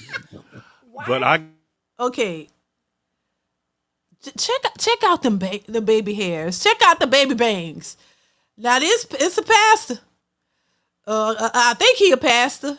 He will not date a 5. And he gonna tell us why. All right, let's continue. And I think he's a comic. I think he's a comedian. But I could be wrong. Let's continue. gotta have an 8 or above. Oh, I'm a okay. high value. So what do you think you are, Pastor? Listen, I'm a I'm high gonna be honest with you, and I had my looks assessed. I went to a consultant, well known before he passed. I went to him and I said, just tell me, sir, what is it? He And he lied. told me, he said, I'm gonna be honest, you probably one of the better looking men that I've seen before. Okay. And that's in all honesty. I'm Uh-huh. probably about, I always give myself a low 12. He gotta be joking. He gotta be joking. Look at her hair. What is that?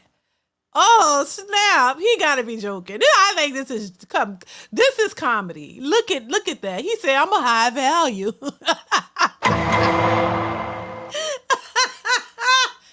said, "I'm a high value." Lord have There's no way I could date a 5. I'm just saying. So what can you date, Pastor? Yeah. look at it. Listen, I know the comments gonna kill me for this. But I gotta have an 8 or above. Oh, I'm a okay. high value. So what do you think you are, Pastor? A high value. Listen, I, Look at I'm the gonna be back. honest with you, and What? I had my looks assessed. I went to Negro. a consultant, well known before he passed. I went to Oh, him and I said, just tell me, I know you sir, lying. what is it? And he told me, he said, I'm gonna be honest, you probably one of the better looking men that Mm, I've seen mm, before. mm. Okay. And that's in all honesty. I'm Uh-huh. probably about, I always give myself a low 12. Ooh, the delusion is real. Child. Okay, that's delusional, straight up. I know he lied. That's delusional.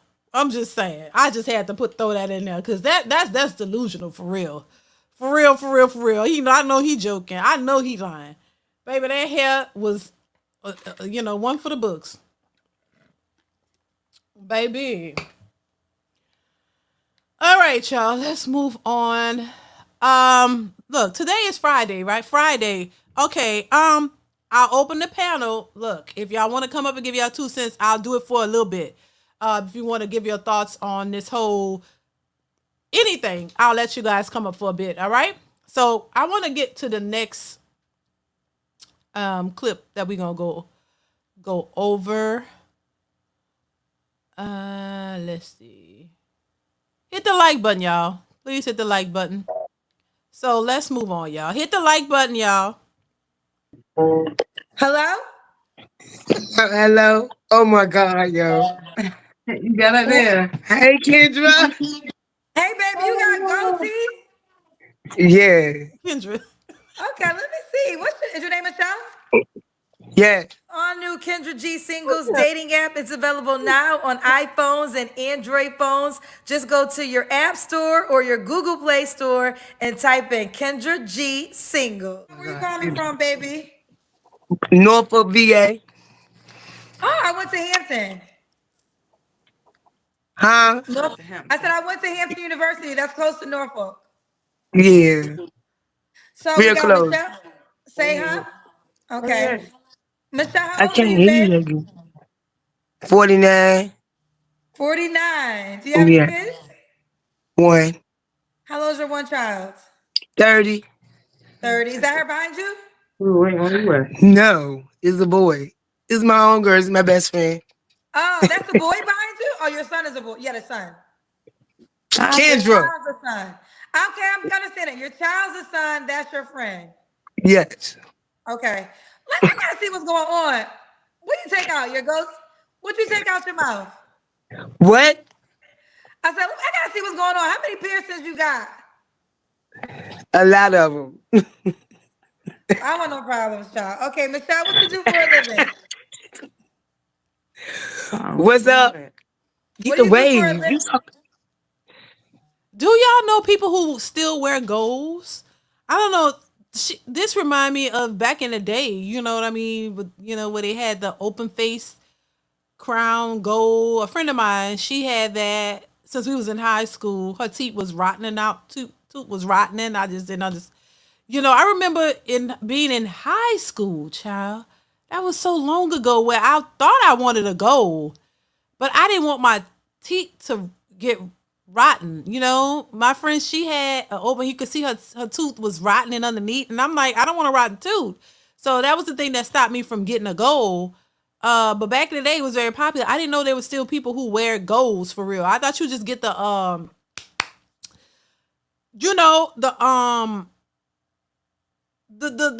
piece. What is it called? What they call it? What they call the thing you take in and out? You take it in the grill. So you will get the grill, to preserve your teeth. Like you put that in if you want to wear that. I don't know where you will. I guess you're going wherever you're going, and you take it out. But people still get golds on their teeth. It just not. It don't look very attractive. I didn't know people still out here had that. Unless she had it for a long time. Usually people are taking them off and getting their teeth done because it just don't look good anymore. You know what I mean? And then everybody smile like this. Everybody talk like that. What's up? What's happening? This happening. What's happening? To show your goals. I thought that was a thing of the past, child. Anyway, let's continue. I'm a nurse. You're a nurse. Have you ever been Yeah. married? No. Okay. Oh All my right, so God, Kendra. what? Girl, do you know how long I've been watching you?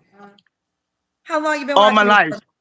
Uh, well, I've only the show's only almost 5. We're almost 5. We'll I'm be 5 messing years with you. old in April. So you've been watching us for at the most For almost about 5 3 years. years, Kendra, I cannot believe I'm up here. Like, for real, You're though. up here, yes.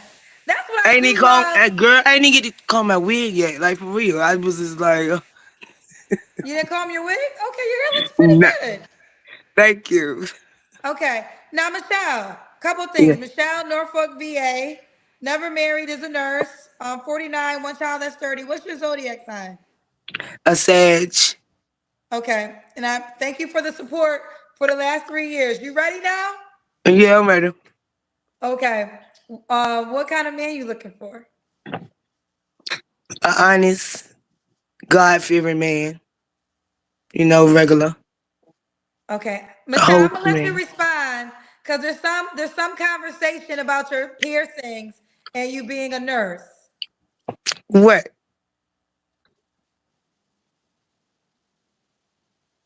What they say? Well, there's just some people saying, What the hell that got anything to do with anything? she What the hell? said, what the What am I hell doing that with my got? mouth at work? Say what? They need my hands, not my mouth. Fuck. For all those in the comments, she said, what the hell? Girl, what kind of man you want? Shit, we're not. Come on, Kendra, cousins. Look, I'm trying to get to what kind of man she want. Cause, child, I'm just interested. I would love to see a follow up of what man she get if she gets one. That's all I'm trying to figure out. What man is going, be interested? Is all I'm trying to see. Child, they more focused on her job and them goals. What man do y'all still like? Do y'all still go for women, or have you ever went for a woman who had golds in her mouth like that? Let me know. Do y'all like a gold grills type of girl? What's going on? What do y'all find that attractive? Is what I'm trying to find out. Do y'all like women who wear golds in her mouth? Just saying. I want to know. Let me know. Let me know in the comments, y'all. How that got to do with anything? Stop hating. Say again. I don't wear my piercings at work, no way. But it doesn't matter. Oh, okay, okay, okay. Okay. Okay, let's keep going. Okay. What's your deal breakers, Michelle? Liars, cheaters, narcissists. Okay, Like okay. everything. Everything Everything, wrong. everything wrong. Okay. Should he look a certain way? Handsome. Shit. Black, white, Puerto Rican, handsome, grown man. Grown man, A grown man. a grown man, handsome, white, Puerto Rican, and grown man. Should he make a certain amount of money? Enough money to take care of himself and me when Ooh, I need it. How much money you got to take care of you with? Whatever I need. And Whatever you I need. take care of myself, Kendra. Okay, for one. Okay. I own my own house, have my own job, have my own career. I got one son. I got one dog and two cats. Okay. So you gotta have something. Okay. Now Yeah, should when he I be need in it. the good When I need it. when you need it? Yeah. So is there a certain amount of money he should make? No. No, As long you as he don't makes think. some money. Okay. Okay. Should he be in Norfolk? Not really. I Not prefer not. really. You say it again? I prefer not. You prefer that he doesn't make a certain amount of money. No, I prefer that he not be in Norfolk. Oh, not be in Norfolk. She's scary. She seems scary to me. Like I'd be scared. You know what I'm saying? Like she look like she got some hands. Like she'll knock you out. You know what I'm saying? Or try to. I don't know. She just seemed very aggressive to me. And I feel like the goals and the eyelashes make it worse. Like in the piercings, it make her really look like she gonna square up. She ain't gonna take no shit. Like, come on, what you gonna do, nigga? I'm a, F you up. You know what I'm saying? She looked very hard. Very hard. Very hard. I'm just saying. I'll be scared. Even if I was a man, I'd probably be scared. So you're gonna travel to him? Yeah, I would. He gonna Okay. travel to me. Ooh, okay. Well, let's do it. Let's do the Kendrick can.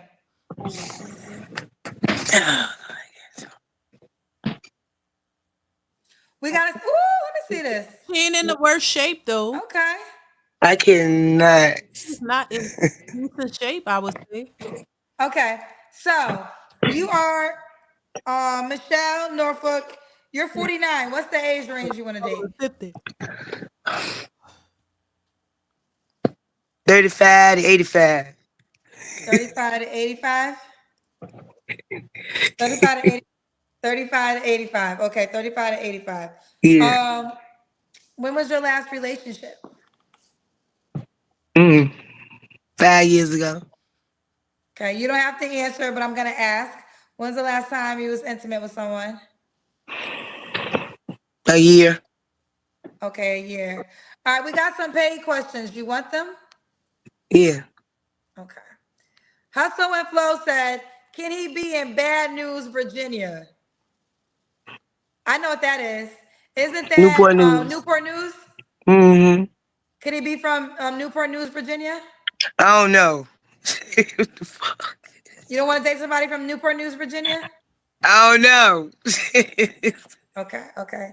This one said, I'm glad I got the F out of VA. I think she took a perk out of her mouth. What? You didn't take a perk. You didn't take any drugs out of your mouth, right? No, right? What the hell? Do she want one? Or do he want one? Because I can find one for him. What the fuck? Who Do take a you perk want out? do you want You, one? She said.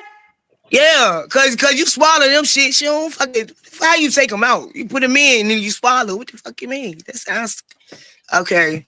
Anyway, Kendra, we ain't doing that. It sounds like you might have did one before since you know how it works. A Percocet. Who the hell ain't had one? I never had a Percocet. Well, yeah, your ass was sick not too long ago. You was sick. What was you on? I wasn't on no Percocet. What was you on? Muscle I was relaxer. probably on a Motrin or a Tylenol. Well, damn, Kendra. That's all you need. What the hell? I got to be when I got a cold. I got to use a Percocet. Who Percocet for a don't know how to cold. take a Percocet? Who don't know how to take a pill, Kendra? I don't know. A Percocet. I thought. Okay, well, hold on. A Percocet is just a common pill. I thought it was a drug. It's a pain pill. Yeah, it's a drug. It's narcotic. Yeah. Okay. They Well, give you that shit in the they give you that in the hospital when you sick. When you hurting. When you in I ain't pain. never tried no Percocets. I don't know why. Why would I want to try a Percocet, Michelle? Why the hell do I want to try a Percocet?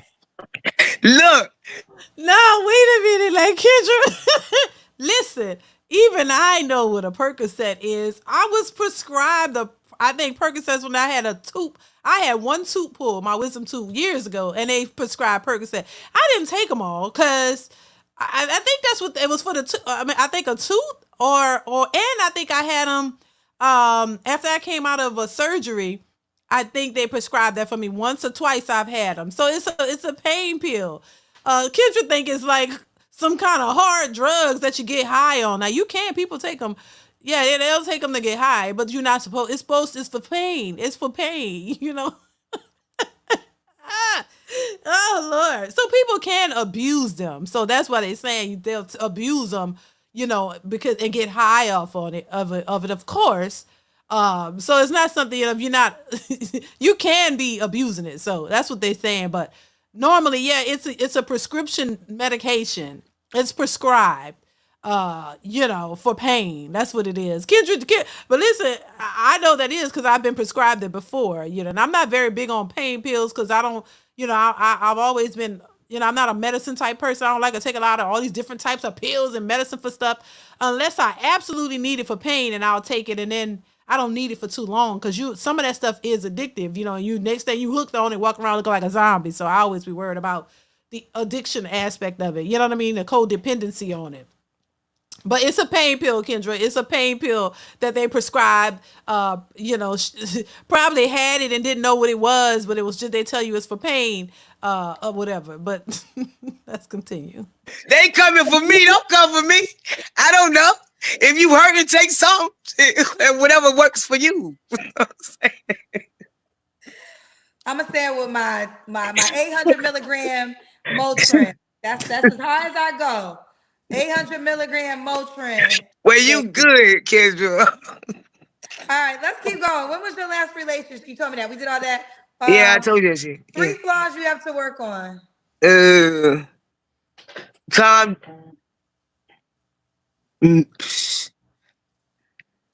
My mouth. Speaking my mind. Taking my time and listening. And listening. Yeah. So, okay, someone's defending you. I guess this makes sense. D World said she is a nurse, cousins. She works at General Hospital alongside with Doogie Howser, MD. I'm hitchhiking my way down to you as we speak. Okay. He's His trying to height. say you're What the not fuck? really a What I'm gonna nurse. do with him? Where you going to the Union Mission? What's the Union Mission? A homeless place.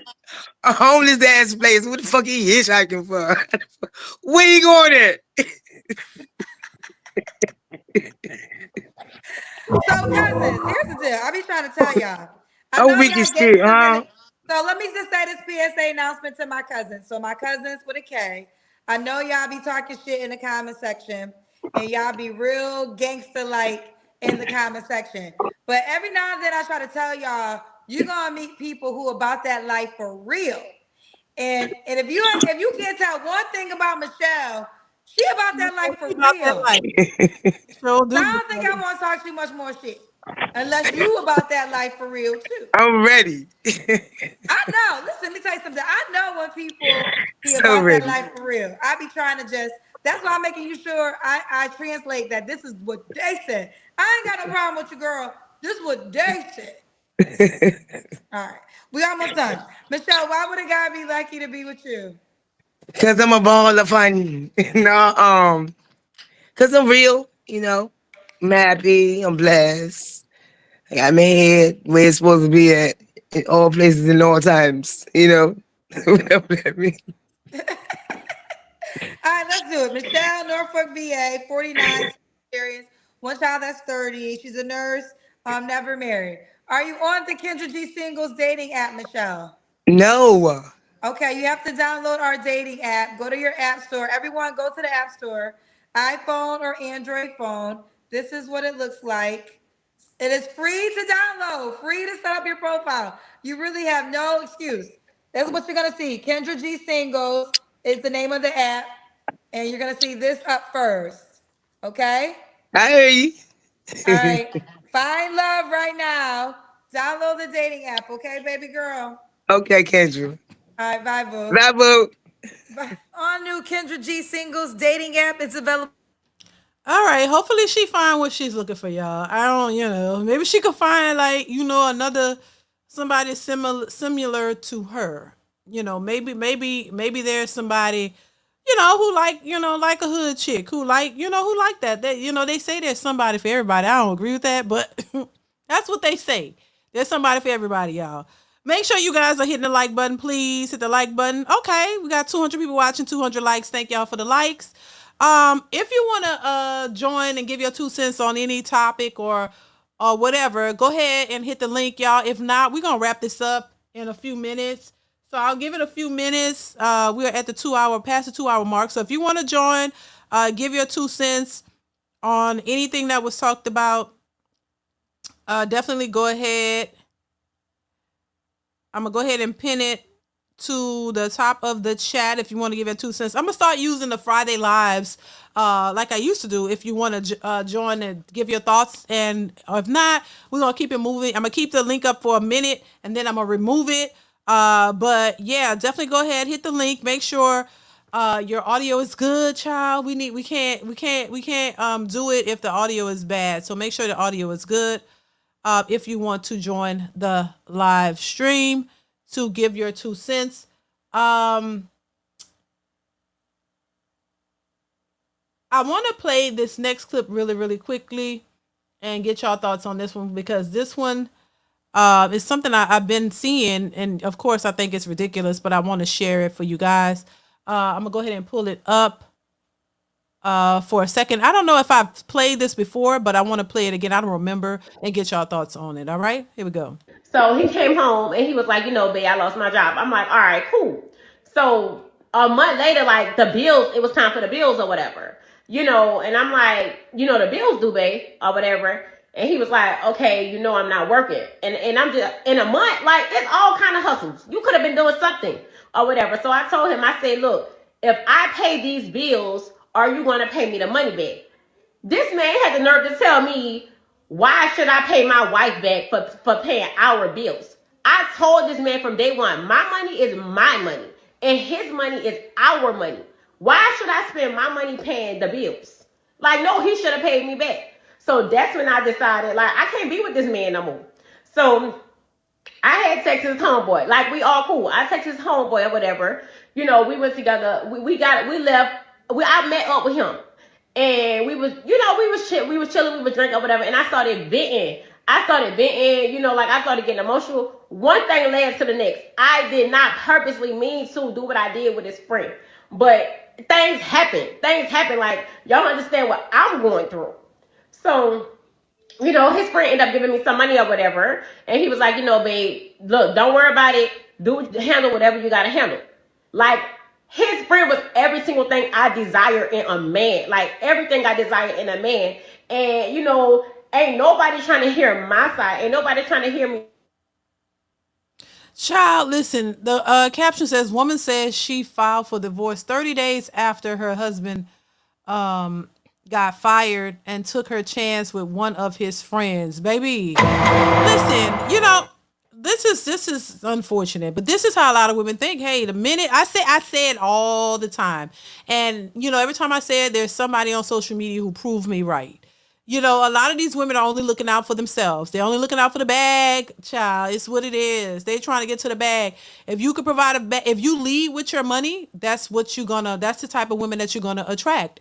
If you lead with the idea of that, oh, this, she's going to, you're gonna impress her with what you providing and what you got. That's what she's gonna go after. That's just the nature of it. If you're gonna give it, she gonna take it. It don't mean she wants you. It don't mean she care about you. It don't mean none of that. It means you got something that she want, and as long as you're willing to give it to her and you don't require anything from her, she's gonna take it. So don't be surprised when she's gotten everything that she could get and you can't offer no more. If you fall short or you lose a job or something, um, then she's going to walk away because you can no longer give her the things that she wants, so she's going to walk away. That's just what it is. That's the nature of a lot of women. So I mean, it don't matter if you married to them. It don't matter if y'all dating. It don't matter what it is. It just means she's after your money. If with the minute you can't provide it, she's gone. Or she's gonna look at your friend and be like, oh, he looked like he got it too. So if you can't give it to me, let me holler at the friend. Let me holler at the friend. If the friend, and let's see what he got. And if he can continue this lifestyle for me, then I'm gonna go with him. That's just how they think. These types of women, and they think that that's cute. They think it's cute. They think it's that is something that you should be doing, and it's not. And yeah, Lorenzo, I agree. He's at fault for marrying a three. Yeah, because I think a lot of men, like I said, you look at her, she's attractive. If you think she's attractive, and you look at her and you think, oh, she's what I want physically, and then once you get her, she's nothing like you thought. You thought that she was so great and all that. You're only looking at the physical. The same way I say about women. Women go for physical and nothing else with the man, and then you be disappointed when he don't, give you what you're looking for. So that's an issue, and I think men are wising up. Men are smarter. They're realizing, nah, we're not trying to do that. But I think everybody can learn something from it. If anything else, I think a lot of these videos and the way people are being exposed is a learning lesson. You sit back and you watch. I sit back and I watch a lot of stuff.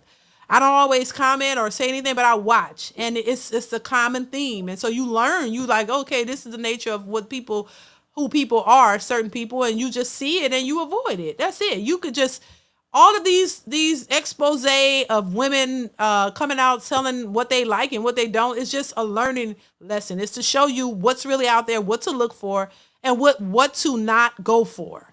And understand the consequences of choosing certain women or choosing certain men, because they show you who they are. You just got to believe them. You can't sit here and just act oblivious to it and act like you don't know what's going on, because you're gonna be the one who suffer the consequences. That's all. That's how I feel about that. What's going on, Michael? I tell you, these conversations are starting to drive people who got common sense crazy, Right. isn't it?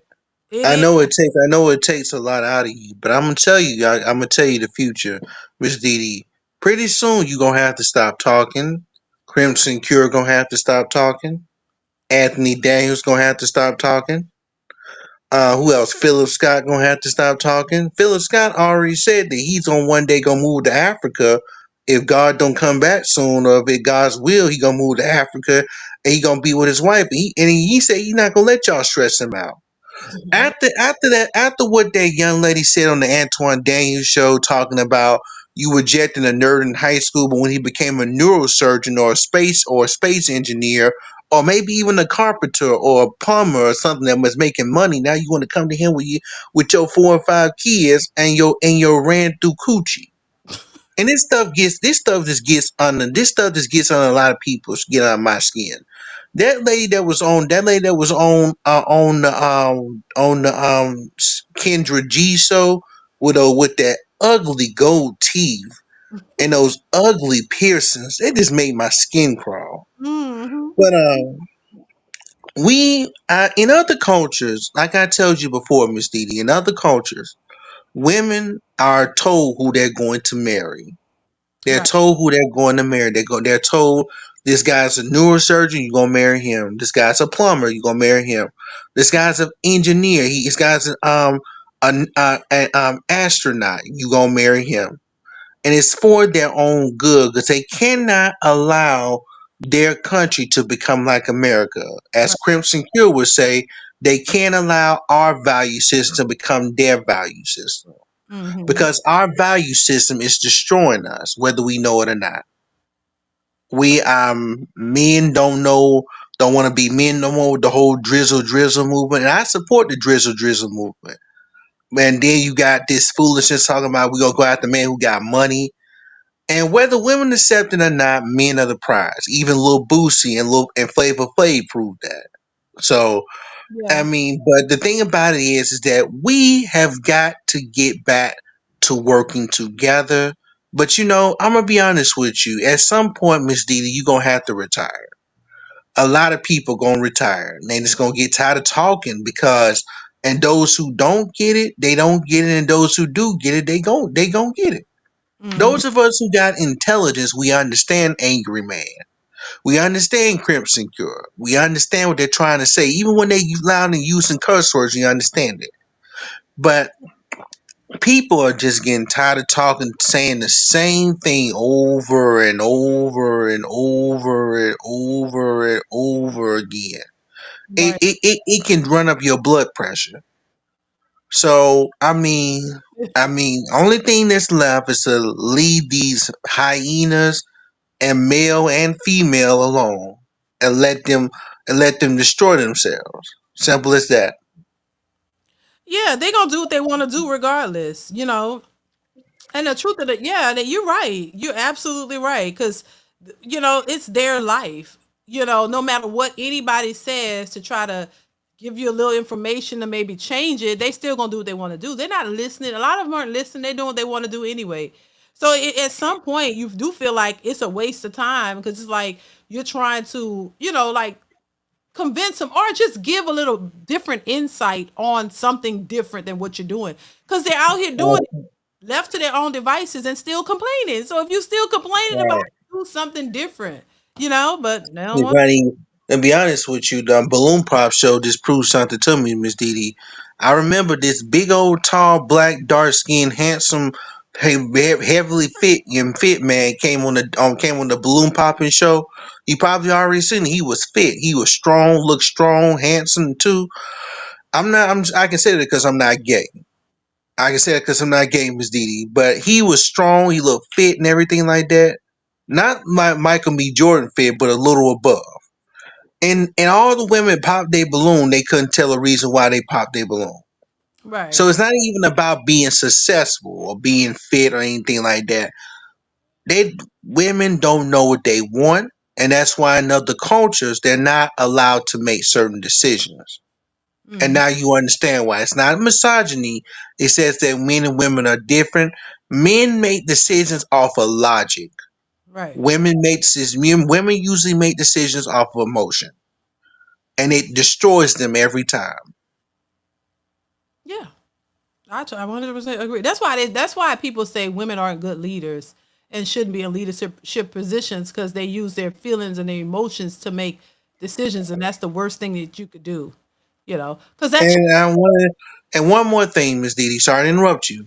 Um, there's this case that just came out that said that there are a lot of men that are lonely. They call it the male loneliness, and Mhm. there's a lot of women online mocking men for being lonely. I'm saying we're not saying that we're being lonely because we can't get a woman. We just want to avoid women like you guys. I Mhm. just say you want to avoid bicths like you. Mhm. So because the Bible said that God said it's not good that the man should be alone. He didn't say that the man couldn't be alone. He said it's just not good for him. Right. But we can be alone more than women can be alone. That's why women are online complaining about being alone and men are not. Even though the eyes on us, we say okay, we good. So I mean, it is what it is. But it is what it is. Men and women are different, and women need to accept the fact that they are the helpmate. They are the weaker vessel, and that they need guidance in order for them to make the right decision. Sometimes men need guidance too, but women definitely need guidance more than men do because of their emotions and their weakness. So that's all I got to say. Well, I appreciate you, Michael, for coming up here. I appreciate your input. Thank you. I appreciate you. Take No care. problem. Take Yeah, care. you too. All right, y'all. I'm gonna go ahead and wrap this up. Let me see. I'm gonna go ahead and wrap this up, y'all. Uh,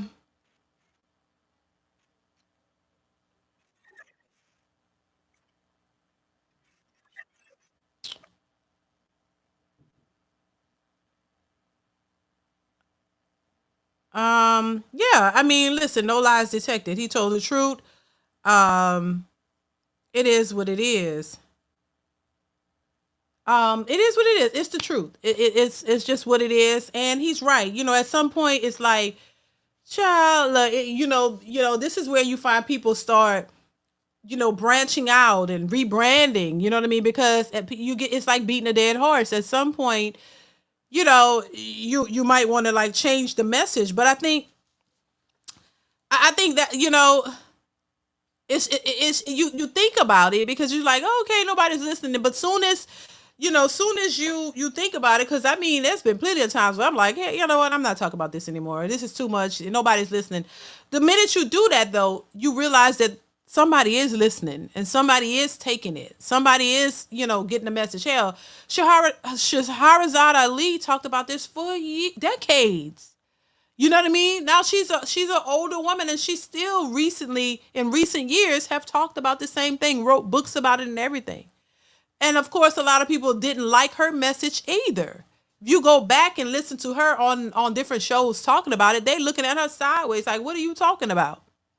So, some people get it, some people won't. It's just like anything. Anytime you're trying to tell somebody something other than what they're accustomed to, they don't like it.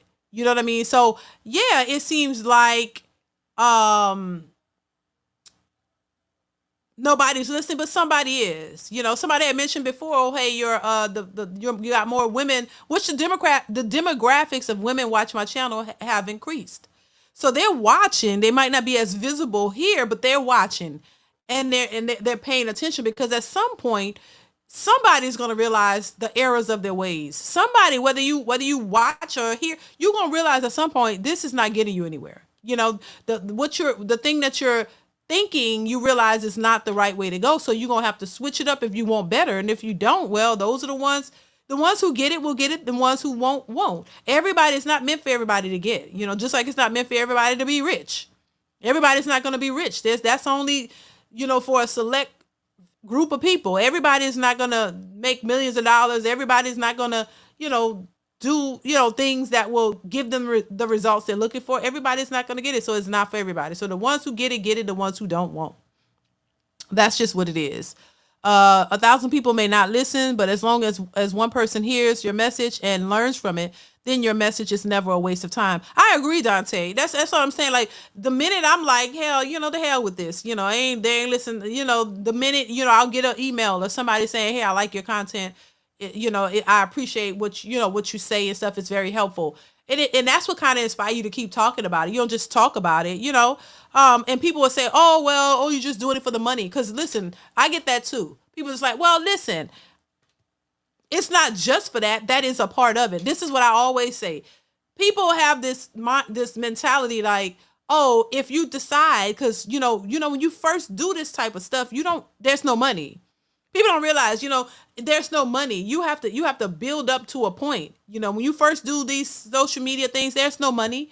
And a lot of times you do it for years without any compensation. And, for some people, they go into it strictly for, oh, I'm just getting the money. Yes, there are people who do that. But then there are others who actually have something to say, and you want to say it and you want people to hear it. So if you choose to do something, if you have a passion for something, or if you want to, give your opinion. I'm very opinionated. I always have been. I just used to, tell it to my husband. That's why he said, girl, you need to get on here and you need to talk about this. Go start a YouTube on that because you telling me all of this. You need to talk to the people. So I'm like, okay, I was apprehensive. I didn't want to do it because I didn't want to get people's opinions or negative in you. I was like, no, I don't have time for that.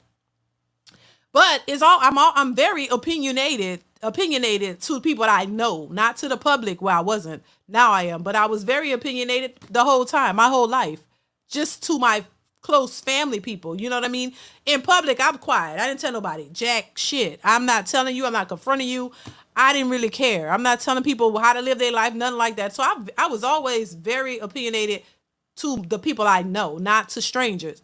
And so, yeah, my husband, I guess maybe he got tired of me. I don't know, but he was like, you need to, make your YouTube channel about that. Start talking. I'm like, I don't know. For years, I didn't do it, And that's when we started doing the lives about Umar Johnson and his school and stuff like that. That was like the icebreaker into like getting me comfortable being on camera and talking about certain things and having an opinion. And then that was just a setup for me to do what I'm doing now. And I appreciate my husband for like directing me this way and giving me the confidence to do it, because I was not confident about doing this. Now it's a wrap. I don't have a problem with it. And I think it's important, if you want to do something, do it because, you're comfortable with it and you have an opinion. And once again, when I started watching Kevin Samuels, I'm like, oh damn, he's speaking the truth. And then I jumped on that because I'm like, I agree with a lot of stuff that he was saying. I've seen it in my family, and I just was like, I couldn't sit back and not say anything, because I'm like, hell, this man he's spitting the truth, and I agree, and I have an opinion, and I should be able to say it. Now, along with that, yeah, of course, there's perks to it after a while. So you mean to tell me if you're doing something that initially didn't pay anything, but you chose to do it, and if it comes with perks, if it comes with compensation, you're going to pass it up? No, that is a part of it. So I say that to say, listen, everybody is not just solely doing it for the perks or the benefits. You're doing it because you actually have something to say. And I've always had something to say. I was just a little afraid of doing it publicly. And so, by, getting out of that, here I am. And I'm proud of myself, and I'm proud of my husband for actually supporting me in doing it, because it's not easy to get on social media and give your opinion. You know what I mean? It's not just about the money. It's about, because if not knowing what I know, if it was just about the money for me, I think the money is a part of it, and I'm going to accept it. Hell yes. Because that's your time, it's your efforts, and a little bit of compensation is nothing wrong with it. But I also, I would say this: if it was just strictly about the money, for me, I wouldn't even talk about issues men face. I wouldn't even be a supportive for men. I would just support women. If it was just about the money for real, and I'm being 100% honest, dead ass honest, I wouldn't even took this route. I would have just I would start talking about supporting the hyenas. I would have started supporting women in there and bashing men. But that ain't my thing. I can't do that. That's not what I believe. That's not what I'm about. And I can't do it because, like I said, it's just not. That's not how I really think. You know what I'm saying? So there are people who just go for what they know gonna make the money. All you got to do is come on there, start a channel bashing men, and you gonna get droves and droves of women supporting you. And you will make way more money, because women like that type of rhetoric. They go for it. They steer away from the opposite, but they run to that. You start saying all these ninjas need to go sit down somewhere, always bashing women. Women, what about you? If I was to switch it and start talking bad about men in support of women, if I had started that way, my channel would be way bigger. I say it all the time. I would make way more money, because it's lucrative to diss men. It's lucrative to hate on women. And it's lucrative to diss men and call them dusties. If I went that right, yeah, it would be way more beneficial. But that would be fake of me to do that, because that's not how I really think. And I just can't. I couldn't. My children will look at me sideways. My husband will look at me sideways. They will look at me sideways. Like, what the hell are you talking about? Like, they will look at me sideways. Like, what? Like, that's not how I feel about men. And that's not, I don't agree with the nature of women and what they're doing. I just don't think that it's right. And that's how I truly feel. So it would be disingenuous of me and fake, 100% fakery, to come on here and start dissing men. I don't agree with that. So that's what I'm saying. Just for the money. No. I can't do that. C. Irving, thank you so much for the super chat. Says Michael and DeeDee spoke a lot of facts on this one. Thank you so much, C. Irving. I appreciate you. let's see, Queen of Vibes. What's going on, Queen of Vibes? LOL. I'm very reserved too. Hopefully someday I will be like you are now. Yeah, it takes a lot. I'm at my house. I'm a stay at home, mom. Been a stay at home mom for years. Was not on social media like that at all. Still not really on there like that. And so, yeah, very reserved. Very I'm a what they would call a homebody. Just don't have a bunch of friends and any of that. Pretty low-key reserved to just my family and family life. I wasn't never really out in the streets, never really partied much, never really went to no clubs like that. Hell, the clubs I went to was with my husband and we had a great time. So I was never out there like that. So, and I never thought, of course, like I said before, I was raised by a single mother, so I have that there is a part of that single mother teaching. So that was very much in there. You know what I'm saying? So yeah, I come from that. Yes, for sure. I would never deny it. I'm gonna tell you, I was raised. That's how I understand the nature. Raised by a single mother, taught by a single mother, thought like a single mother because that's how I was raised. Oh well, you know, if you taught like that, that's how you're gonna think. And I had to change my way of thinking. Like the way they teach you is different. You have no knowledge of what a man wants, or you don't think inclusivity. You think singly by yourself because that's how your single mother teaches you. You don't need a man. Yeah, I've heard all of that. You can have children and raise them by yourselves by yourself. This is this kind of the teaching we got, me and my sisters. This is what we were raised with. So you have a bit of that mentality, but also I'm me. I'm not my mother, which I love my mother, but I don't like to be compared to her because I don't fully think like her. And that was the difference. I actually saw something wrong with being told, oh, if you have a child, you can raise it by yourself, and the expectation that, oh, you just raise it, they don't need a father. And I didn't see that as a win. I didn't see that as a good thing. So using my own brain, my own logic, even when I wasn't aware of it, led me in a different direction. That's all. That's what I'm saying. I'm not her. I don't think fully like her. I was just taking on her way of thinking and using it. But at the same time, my own thoughts and logic and brain powers kicked in.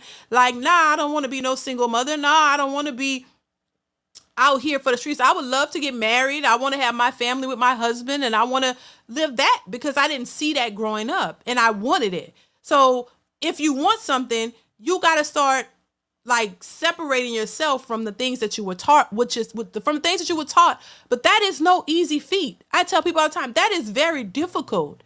Very difficult. It's like raising a child to be racist. Their whole life, that's all they know. And them getting older and having experiences with other races of people and having good experiences with them and realizing what you were taught does not add up to what you're experiencing. That all black people or all other whatever other races of people aren't what you were taught that they were. So when you start to experience, wow, I'm working with some black people and they're really nice.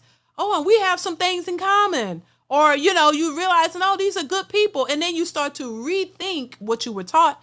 And then you start to realize that it's not everybody just because of the color of their skin. And if you realize that, you start trying to change that. I've seen people who change that narrative and start to, rethink what they were taught and they use it. And guess what? The people who taught you that, they don't like it. They see you hanging with friends that's non-white. They're like, why are you with them ninjas? You're like, this is a good friend of mine. It's a good person. And I'm looking at the person for who they are, not the color of their skin. You know what I'm saying? So that's just the example that I wanted to use, but that's how it is. When you start to realize, oh my God, I watched my mother struggle. We struggled. She did it by herself, but she wasn't abandoned. She was, I'm saying, you start to see things when you look at it, when you're not trying to turn a blind eye to it and you look at it for what it is, you see it and you do the opposite of that. And that was me. I didn't want to be, live a life of struggle and doing it all by myself, for the rest of my life. Hell no. So you start to do the opposite of what you saw. Yeah. And there's pushback to it. People look at you crazy. Yeah. It was some, that's why I say I could write a book because it will help somebody. You know what I mean? And that's all I'm saying. Like, things will help you. You got to understand, if you're going through something similar, which some women do, Don't give up and don't fall for it, but you got to put in work. You got to work on yourself. You got to change the way you think. That's why I say your mentality has every bit to do with your outcome and how you move. What you think is what you believe and what you continue to do. So you got to change the way you think. You can't stay in that same place thinking you're going to get an outcome, a miracle is going to happen. No. You got to do something different. So that's where I'm at with it.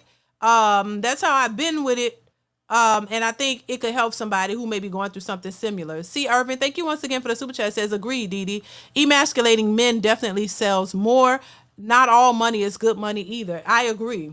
Exactly. And so, yeah, that's the difference. And I think people who are just out here, so like that woman was saying, it's about the money. You don't give a shit about, the people whatsoever. My thing is this, hopefully me talk or what I've talked about or what I've put out there would be beneficial to somebody, not just, oh, I'm just getting $1 off it and that's it. No, when I say, and I'll let you know exactly how I feel. Look, hey, whatever decisions you make is what you make. If you're not trying to make any different decisions, what the hell I'm gonna do? I can't force you or make you do anything you don't want to do. That's when I'm like, okay, well, do you? Because I ain't in control.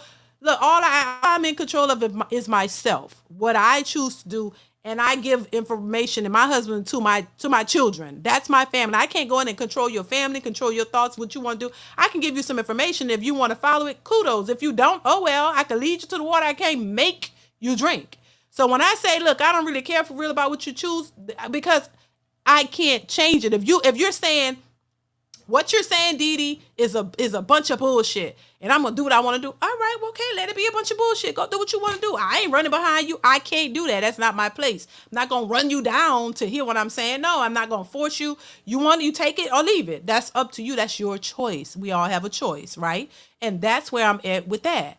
But yeah, so that's what I mean when I say that. No, I'm not shy about it. I'm gonna say what I think and how I feel. You don't have to agree with it. It's up to you. Because at the end of the day, like I say, I have a choice. You got a choice. We all have opinions. You gonna do what you want to do regardless. If you don't agree, that's cool. If you do, that's cool. If you say, hey, what you said helped me out and I did it and I learned and I did, what a blessing. That's a good thing because you're headed in the right direction. But if you don't want to do it, I'm not gonna waste my time with you. You know what I'm saying? What's going on, Queen? Queen of Vibes, how you doing? Can you hear me?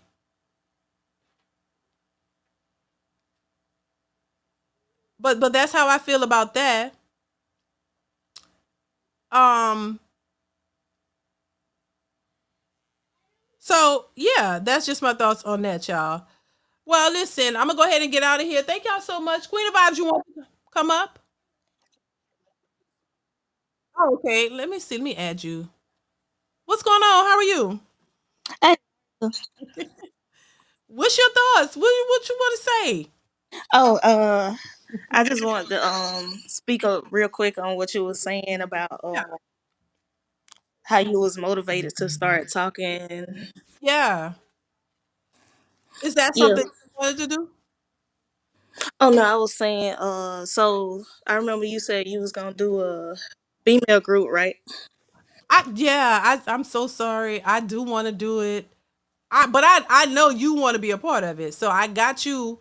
It's just I don't know who else, cause the women. I'm gonna try it though. I'm before I speak. I'm gonna try to gather some people up to again to do it, and I'll let you know. Cause I saw that you contact me on IG. Yeah, I hear you. I just want to get a good group of people to actually do it. I still want to do it. It's just a hassle. It's a hard time getting women to come on this platform. But and I want to have a few people so that we can really have a discussion about, the state of dating and all of this kind of stuff. So I still want to do it. So I'm still gonna try to pull it together. But once I get some more people together, I'm definitely gonna let you know. Yeah. Definitely let you know. Yeah. Yep.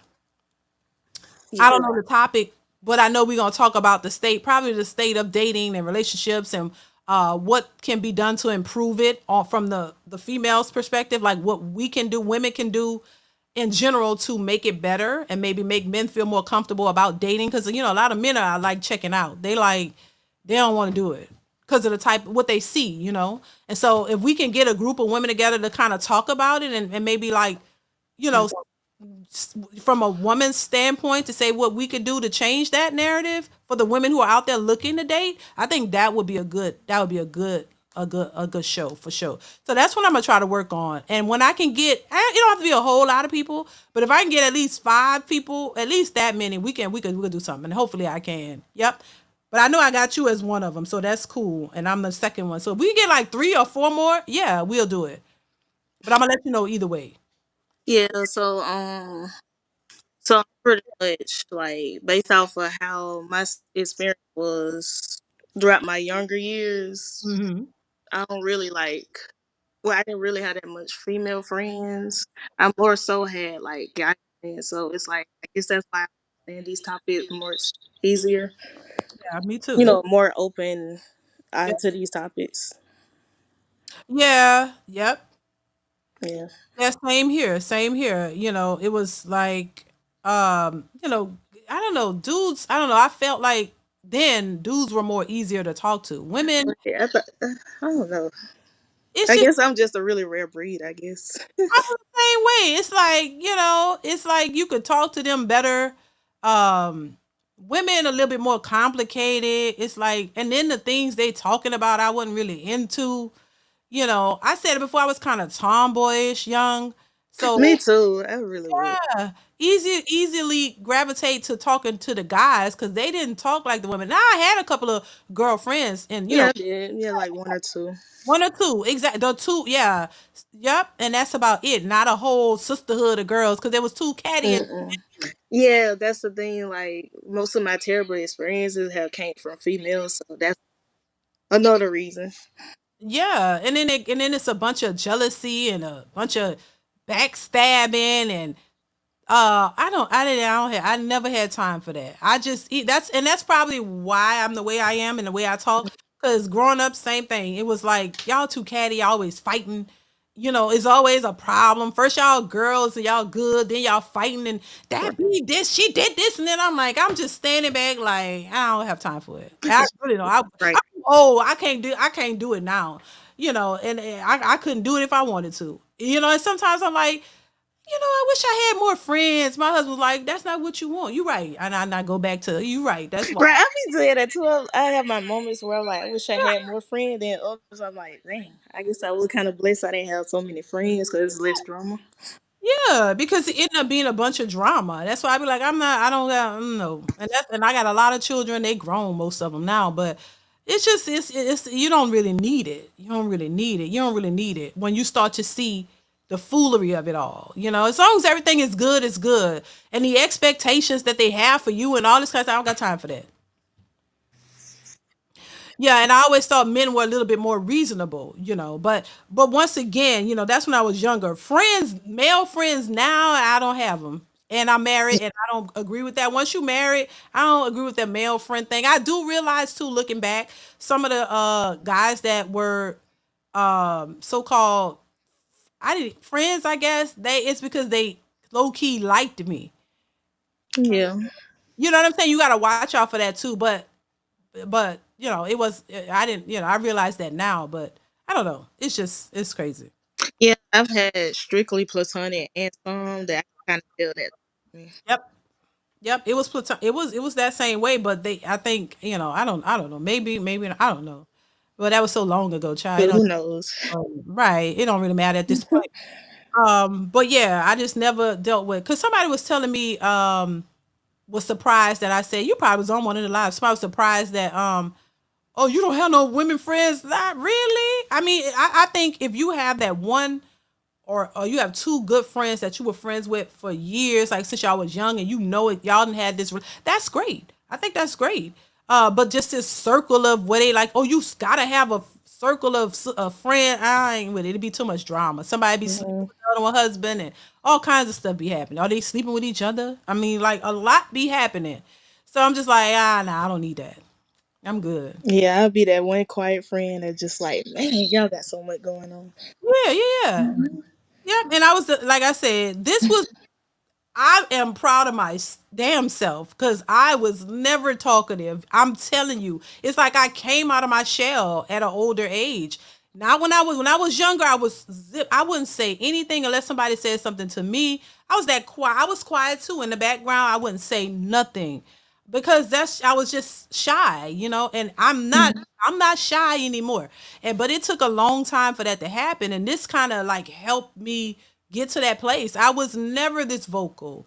And I was worried about what people would say, and I didn't want to get on camera. And I'm like, people gonna tear you apart. Nah, I don't give a damn. Could care. I could trust me. I could care less. People be saying stuff, girl. I don't give a damn. Say what you want. I'm gonna do what I want to do. Still, you're not gonna run me off. I'm gonna leave when I'm ready. You know what I'm saying? But now I don't. I could care. I really don't. You know what? And doing this, it builds. It makes your skin tougher. It makes you tougher. You know what I'm saying? Like for anybody who is willing to looking to do something like this or afraid to like it'd be a little scary at first, but the more you do it, the stronger you become, the more tough skin you build, and you don't care what people don't care what nobody say. You do what you want to do, and that's that. If you have a passion to talk to people or you want to, because that's I always talk, but I guess my husband was tired of me telling it to him, so he like, look, come on, I'm gonna help you out. We gonna do it together first. He did it for a year, almost 2 years, and then he was like, okay, now go ahead. You comfortable? Do it yourself. So I appreciate him for that because I was like, I don't want to tell people what to do. I don't want to try to get on people's bad side. I don't want to give my opinion, but I'm telling him. So it's like, yeah, yeah. So never be afraid, and it'll be scary at first, but yeah, if you got something to say it because it might help somebody. And I think that's what's most important. Most important. And I try to be as transparent and vocal but also be fair at the same time. People be like, girl, all you do is bash women. Okay, watch enough of it. You're going to hear me say, hey, listen, we all got issues. I ain't never trying to say I'm perfect. I got issues, baby. I definitely ain't.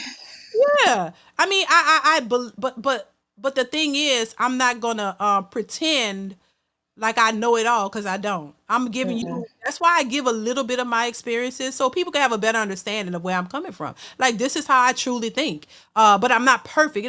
Just because you have an opinion don't mean you're perfect. But also, I don't want to be hypocritical either. What I'm telling you is based off of my experiences, where I come from, where I'm headed. I tell you about my mama, the stuff she taught us and how that's affected me, but how that's why I say it so people will get a better understanding, but I'm not perfect. No, I still make mistakes, and your mistakes don't have to be detrimental. It don't have to be the main things people always go to, which irks me too. If you say, oh, I'm not perfect, then, oh, you're a cheater. No, I'm not a cheater. No, I don't cheat on my husband. My husband ain't there, go straight to that, But I've done it before too. Honestly, when people say that out in the back of my head, I'm like, oh, he probably cheated. I've done it too, so I get it. But nah, it ain't cheating. No, as a person, like, no, I could be selfish sometimes because I come from a selfish parent. I was raised. My mama was very selfish, and I picked it up. And I've been selfish before. I've been self-absorbed mainly. Like I think about myself. This is how I understand you gotta with men they think of the total picture. Like a lot of times we think for just ourselves. The man, my husband, because he's that way, he thinks of the overall. When I'm thinking of something, we have arguments and I'm like trying to explain what I think. He's like, no, I'm thinking about this something, and I didn't even think about it. That's how I speak on it, because he thinks like what's going to benefit all of us, what we need to do for all, and I'm thinking about me, like I want this and that and that. So that when I talk about it, it's because I do it. I've experienced it for the most part. I experience those things and what makes a relationship, what might make your relationship work. I'm giving you examples of mine, so maybe it could help. Maybe your situation is totally different, so you might require something else. I'm not saying my information is the end all be all, but it might help. It just might. Yeah. That's it. That's the place I come from. Yeah, cause I'm gonna be honest. Like the relationship I was in, like me and the guy, we was together for like a long time, and I realized a lot of the mistakes I made, and I'm just doing Right. better with the current guy. Yeah, and I think that's what the accountability part is. Just acknowledging your mistakes. So if you want to go into another relationship, you at least know to try not to do that. And then Yeah. the other person need to do the same. That's it. Being when people talk about equally yoked, I don't know what they talk about. I'm thinking it's like both of y'all understand the place that y'all are coming from and what things y'all need to work on. And y'all decide, hey, we're gonna work on them together. If you make a mistake, I'm not gonna bash you for the mistake, but I'm gonna at least say, hey, you gotta work on that. You gotta do better. And same thing with you, because as women, a lot of times we don't want to accept the faults of the man, but we want them to accept ours. My husband used to tell me, you coming at me for things you do. You don't see yourself. He literally told me this in the beginning of our marriage. Like, wait a minute, you telling me not to do this, but you do something similar. So why don't you work on yours and stop trying to criticize me? And then if he tell me something, I'm pissed. Well, why are you trying to do? But it's like you don't see yourself. That's why I say seeing yourself is important, because hey, if you left the milk out, it be stupid stuff too. If you left the milk out all night and it got sour, oh well. If I did it, oh well, it ain't nothing. We just go get another thing of milk. Girl, if he left the milk out and it got sour, why'd you leave the milk out? You know what I'm saying? Why would you do that? You know the children need milk for breakfast or whatever. They gotta go have breakfast for school. Didn't you leave the milk out last week and I ain't do all that? I was like, okay, we'll get another one. So you see, that's like small things, but that's how it go with small things and big things. So the little things add up to bigger things. So it's like I could do it, and I want you to just be accepting of it. But when you do it, I'm making a big deal, and I've done that, and I had to check myself. He checked me, and I had to check myself. Hold on. So if everybody makes mistakes, it's nothing you can't get past, especially with small things. So that's how it turned into big things, and then people out, I'm leaving, whatever, and then on to the next, and you do this thing, you never resolve it. So that's the things I like to tell people, because it's a small people to get divorces on who ate the cereal, who ate the last box of cereal, whatever, stupid stuff that you could work on. So yeah, that's really my point. Nobody's perfect. People make mistakes. Y'all need to be able to work through them. That's it. You'll get a lot further, especially if that's what you want. If you want to get further, if you want to have a stable relationship and build a family with kids and things like, and we start having children, that's it. Y'all really need to learn how to, work things out, because now these children, as much as a lot of people like to minimize children and the effects of the children, that's really important for you to get along so that your kids can have a stable upbringing. They won't be all crazy and stuff, because that affects them children too. If y'all can't work it Yeah, out, children are affected by that big time. So that's where I'm at with that. yeah, I see it within my own family too. Yeah, I mean, so yeah, so when people talk about, oh, y'all people stay in marriages for the kids, well, okay, that's you not being selfish. It's not just about you. You're thinking about the child. So that means y'all should work harder on making it work. As long as there's no abuse, and I don't agree with infidelity. I don't know. Cheating might be a deal breaker for me, but some people it's not. But I mean, whatever your deal, that's on your whatever they choose to do. I'm not for the cheating. I don't know if I could stay if somebody was cheating on me constantly. I don't think I could. I don't know how I could do with that. I don't know. Maybe I've never had to deal with that, and I ain't an issue, and I don't want to ever have it to be an issue. So I don't know. I can't say for sure how I would respond to that. But I think to me, deal breakers is that and abuse. I could never tolerate nobody beating the shit out of me. Hell No, no. mm-mm. No, and I don't think anybody should. No, you doing that? Nah, I'm not. That ain't gonna happen. First off, we ain't gonna get far. So if I'm dating you and you crack me in the head that one good time, I'm even try to kill you, or something gonna happen. Something gonna happen. Something gonna happen. And I don't. That's a deal breaker for me. I You don't. ain't see it coming. Right. I'm like, hell no. One time. All you got is one time, and that's it. I don't deal with that. I don't deal with stuff like that. No, or disrespect either. You calling me bees and hoes, because I've seen that stuff happen. Nah, no disrespect. You ain't doing that. I ain't for that. So yeah, and that's why I say you have to know your deal breakers, know your boundaries, have respect for yourself, and really know what your value really is. Not just about money, but about what you will accept and what you won't accept. And that's how you got to be from the beginning. And that way you'll weed out the people who are there for the wrong reasons, and then you can get to the person who is really serious about you. Because the person who's serious about you ain't gonna do none of that. They're not gonna be putting hands on you and cussing Mm-mm. you out and calling you out your name and all that kind of stuff. I've seen that happen, and I'm just like, why do you don't tolerate that? And then give them a baby as a reward? Hell no, don't do that. That is not what you should be doing. So that's my thoughts on that. But yeah, I'm definitely gonna keep you posted on the I'm gonna try my hardest to get some women on board. I'm definitely gonna work on that. And once I get a few more people together, I'm gonna let you know when we're gonna do it. Let me know if the dates work for you. But that's the hold up on it. And honestly, I had forgot about it, to be honest. I was like, I don't know. But I want to do it. I think it'll be fun. It'll be fun for real. I think it will. Anything else you want to mention? Uh, Not really. I just want to give my 2 cents on that lady from Kendra real quick. Yeah, with the goals, Lord. You know, Well, people. all I wanted to say was like, how she look. She looks just like somebody I've seen before, but I just can't think of them right now. So wait, you said somebody you know? No, some celebrities or other people I've seen before. She reminds me of. Oh, what celebrity she reminded you of? Uh, With the goals you talking about? no, with the marks and all that on her face. Oh, what celebrity wear that? Mm, let's see. Shoot, plenty on 9 days anyway. She looked. I mean, really, she just looked like a hood chick I've seen She before. did. I can tell she is. Yeah, yeah, yeah. She looked like a hood chick with the goals and the piercings. But she, I mean, yeah, yeah. But I just would like to know what kind of man is gonna go for her. I don't think she's gonna find him on the Kendra G show. I don't think so. Mm. Just go back to the hood and get one of them. Hell, because Oh yeah. that be the ones who might fall for that. Fall for her. I was just saying. She wasn't too bad, honestly, no. Like at least she wasn't super out of shape or nothing like that. I don't Right, think she actually had a decent shape though. I think her shape was decent. She wasn't big as some of the ones we've seen. So I mean, and if she was to remove the goals and the piercings and all that and put a little makeup on, she probably look better. I agree. But she wasn't that bad. She wasn't that bad. She just was hood. She probably is fun. Some of the most hoodest people are fun. Like I will say that. So I mean, I don't judge people like that. I talk a lot of crazy stuff on here, but at the end of the day, I'm not that crazy. Like I understand people. I understand people. You know, some of the best people are, come in a package that you probably wouldn't.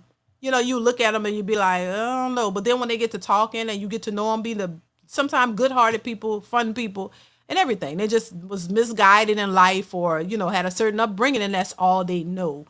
I come from the hood, so I've seen goals and, walking around with tight shorts and Daniel Greens on all the time. The hood hairstyles and everything. I grew up watching that. So I get that people aren't always the way they look or the way they seem, but social media has really like turned it into something else. But you really get to know people. They're not what they always, the way they look and sometimes, it's not what they really are about. So there are good people that comes in many different packages. So I'm very aware of that. I talk a lot of crazy stuff on here, but at the end of the day, I understand people and everybody's not the Right. same. That is the one thing I hate. Like certain like aesthetics, they have ruined it for you to where now you wear those and you just it became its own stereotype now. Right, right, right, right. You know, but I mean, this lady said something that was funny to me. She said she don't trust overweight people. Who said that? I think what's her name? She said she don't trust fat people. I screamed so loudly when I heard that. Eyes fell out. I think that was what's her name? The goddess. What's her name? Danica Marie. They had a thing together. Something the goddess. I forget her name. That girl said she don't trust fat people, and I was weak. I'm like, girl, like I couldn't. Because she was like, if you don't have enough discipline to get your body together, how can I trust you? I thought that was funny as hell. But once again, social six to God is yes.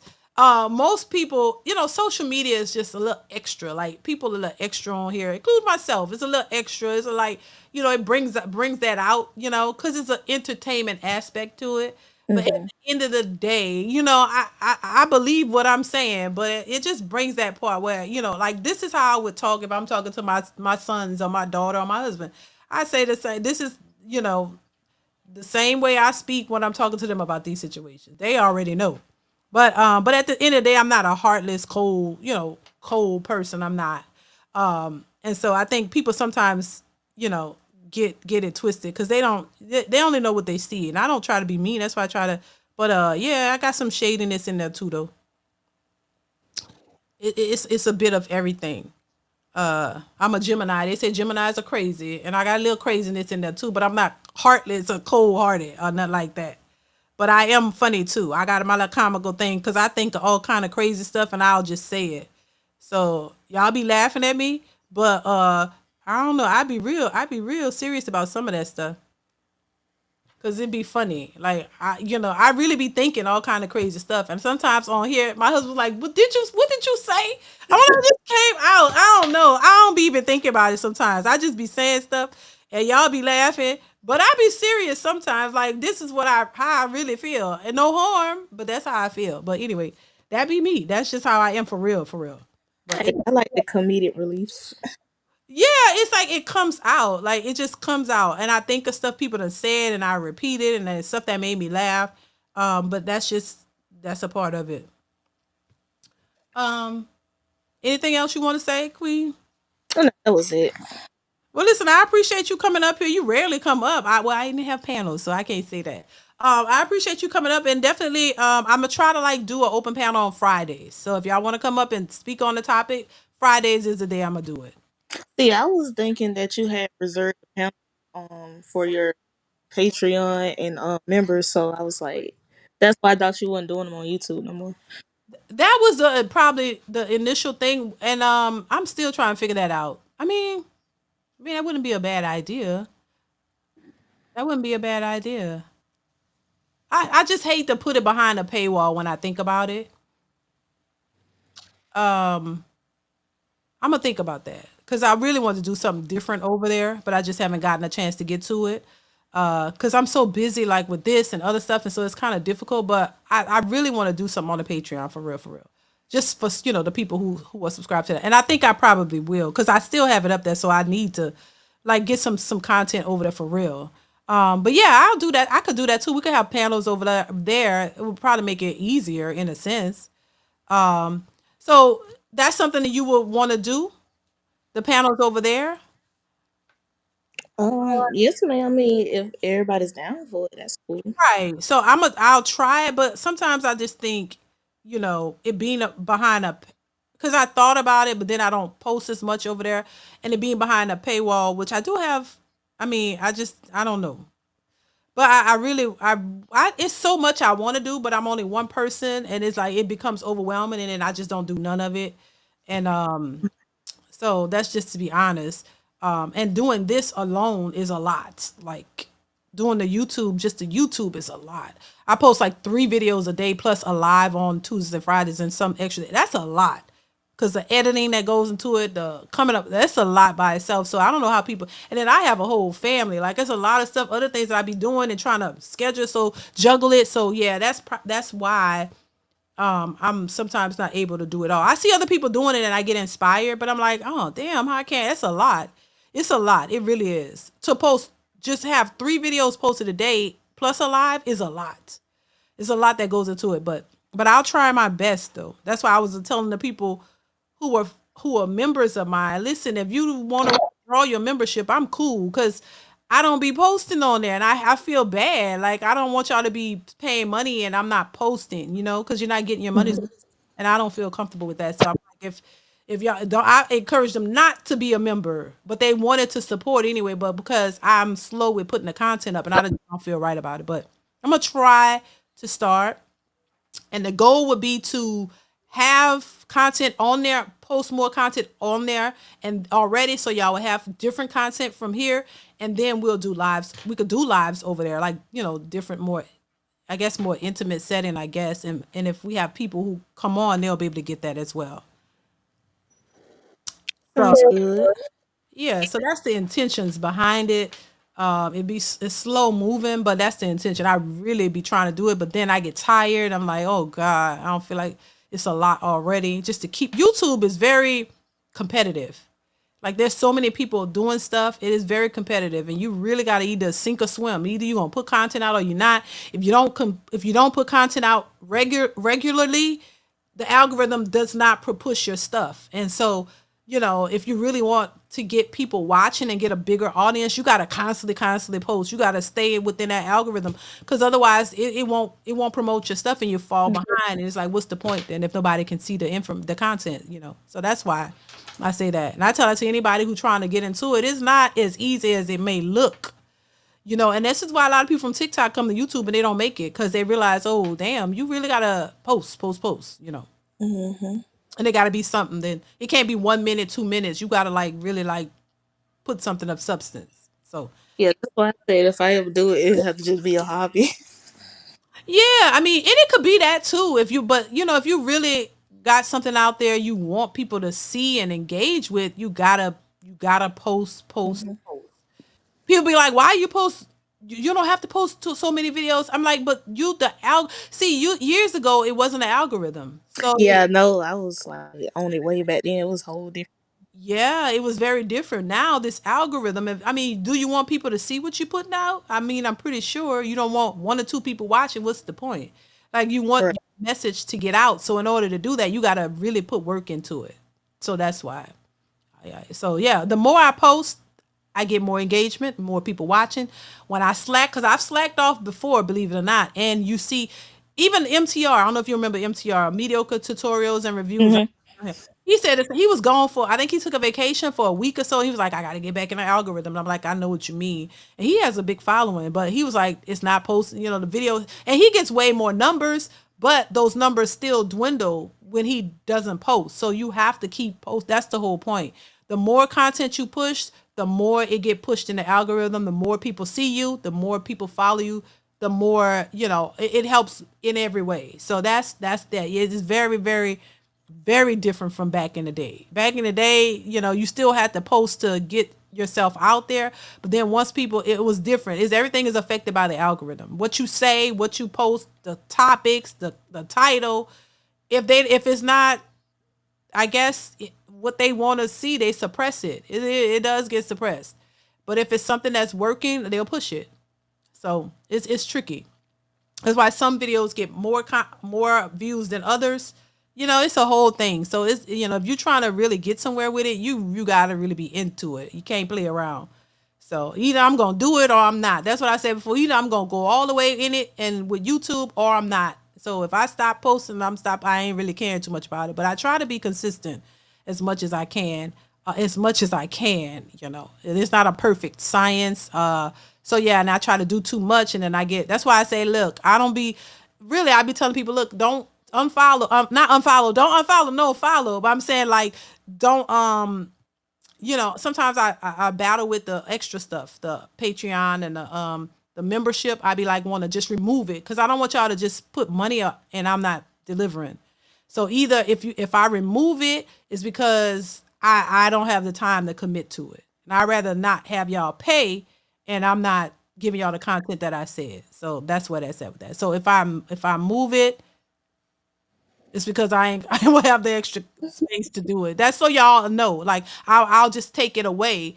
If I know I can't commit to it. If I start posting stuff over there, then that means I'm gonna find the time to do it. But that's why I'm on the fence with that. But I appreciate y'all supporting and stuff. But yeah, I'll just move it if I can't.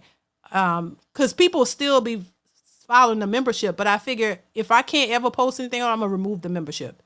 I'd rather remove it if I can't ever give y'all no content. You know what I'm saying? Look at Trey. Trey says, "Who's the cutie on the right?" That is girl, what's your name? I'm sorry. That is Queen of Vibes. Trey, come up. Queen of Vibes, girl. People be checking for you. That's Queen of Vibes, Trey. You want to say hello? Come on, Trey. What Trey say? What? Now they go to saying stupid stuff. Trey, that's Queen of Vibes. You want to say hello, Trey?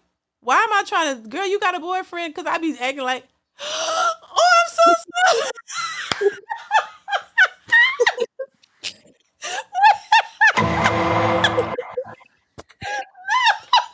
Why you didn't say that? Oh, my bad. Never I mind. thought you remember it. I forgot. Wait. Girl, I told you I be all over the place. My bad. That's all right. Trey, you ain't never mind. Look, he said never mind. That's right. Never mind. Get out of here, child. Girl, you gotta remind me. I be feeling like Kendra G sometimes. We be having so much on our mind. Y'all don't really like it's a lot of stuff I got in my head. I forget. I don't be remember people names who just was I'm telling y'all, this brain is everywhere. This is not the only thing I gotta focus on. So when I get off here, I got other stuff I gotta deal with. Then when I get back, I be like, I don't be remembering stuff. My bad, girl. Girl, you gotta remind me. Nah, she got a man, baby, so she ain't trying to do all that. What he said? Women have built-in 80. Trey. I'm gonna call you Trey first. Trey is a hot ass mess, but that's my boy. I appreciate him. He trying to say I got ADHD, Trey. Oh, C. Irvin says agree, DeeDee. Emasculating men definitely sells more. Not all money is good money. Thank you once again, C. Irvin. I appreciate you. Trey be talking a lot of shit. He really do. You trying to say I have ADHD? I never knew I had that. I've never been diagnosed with that. But who knows, child? Look, he told me to read the super chat. I did read it. Y'all be all over the place. Oh, I didn't read yours. My bad. Cause look, it's about past my time. I gotta get the hell off here. What did he say? Give me a raise, DeeDee, and I'll do more. Child. Wait, you pay your mods? Or he just talking? I mean, I know I don't pay no mods. I didn't know that was a thing. What do you? Nah, yeah, cause I be hearing some people be paying their mods. So Yeah, some of them do. Yeah, like maybe that's what successful. What you want your raise to be? He bullshitting. I mean, he BSing. I gotta stop cussing. Thank you, successful MD. Y'all, they crazy. If you want a raise, you gotta ask for it though, child. It don't just happen. You gotta put in for your raise, the successful MD. Don't you supposed to put in for your raise? It don't just happen. I don't know how that go. I just tuned in. Why chicken right join the show? Cause it's a panel, baby. All right, girl. Anything else you want to say? I'm about to get out of here. oh nah, that was it. Yeah, but I'm gonna keep you posted about the about that. When I get it together, I will. You be the first. I will let you know. Trust me. I'll probably DM you and let you know that way. Yes, ma'am. Okay. Take care. Until next time. I appreciate you. You too. Thank you, baby. I'm about to get out of here, y'all. I'm hungry. I am hungry. I'm ready to eat, but I don't know what I'm gonna eat. I'm gonna eat a salad, something. Successful MD says I will retire today and be a full-time Pookie. He playing. You got jokes. He funny. Oh Lord, Lord. Let me hold on 1 second. But y'all gotta keep it brief, child. I got a few minutes. Hold on. I should have let Queen Vibe stay up. Hold on. But she got a boyfriend, y'all. What's going on, Jonathan? How are you? Let me see something.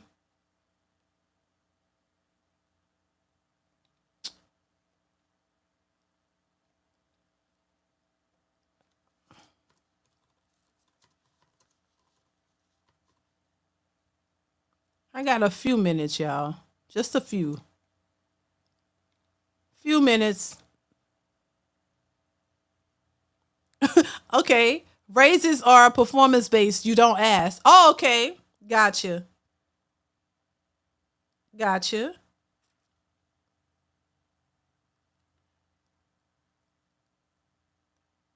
Thank you, successful MD. I appreciate you.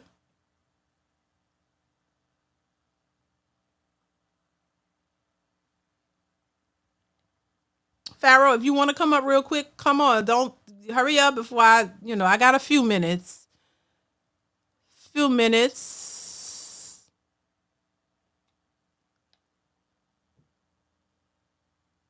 Why y'all really like that Vivica Fox impression? Why? Is it that good? Or y'all just trying to clown me? Like, what's going on? For real, for real. Do I really sound like her?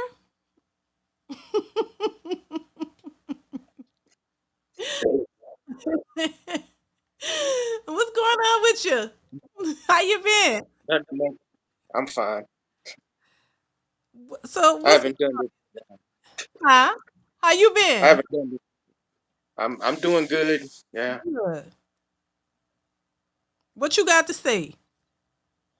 Yeah, I just have to say, yeah, just have to warn my brothers. Yeah, you do have to. One thing I got to say, you got to make sure these things as far as children is concerned is right because I remember that. I remember that. Do you remember that photo I sent you in Instagram? What was it, Pharaoh? What photo? I don't. It What was was it? it was that woman who was at the bus stop Oh, who looked like doggone Sherman Klump, and she had her like G string and everything. Like she was picking up her kids from the bus stop, looking like Sherman Klump. oh, yeah. Yes, I do remember that. Yes, I do.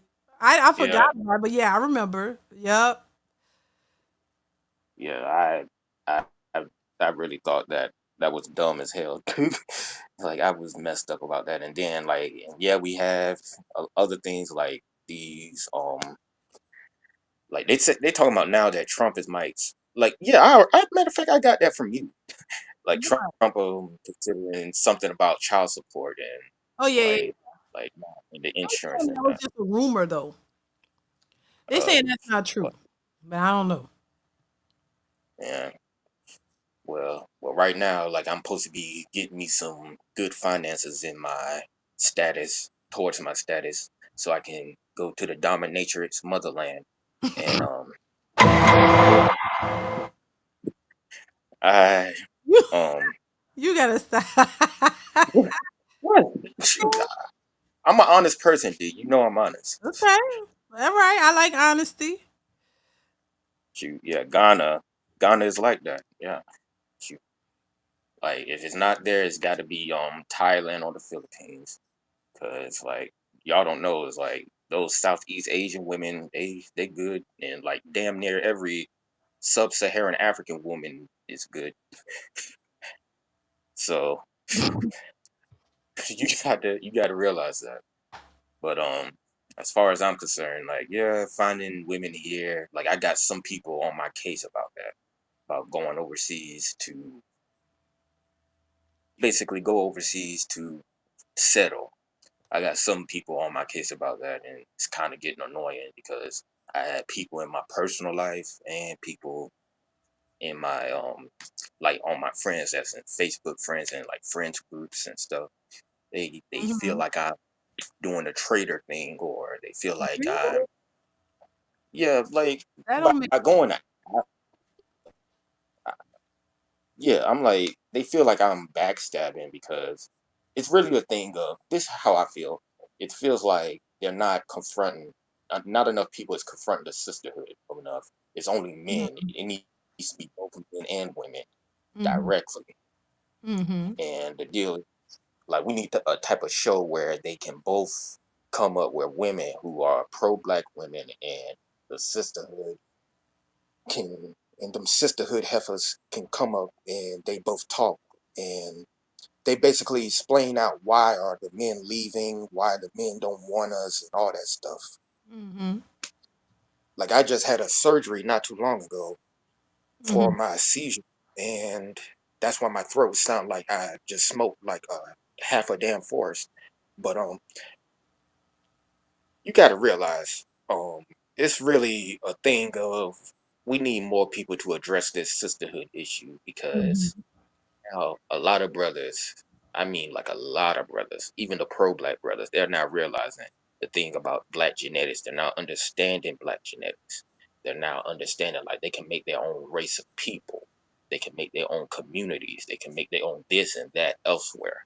They don't have to sit here in America to suffer. Mhm. Right. Right. So we need more brothers like that. We need more brothers to understand that, like, yeah, we can continue to go through this, but there's also a way out.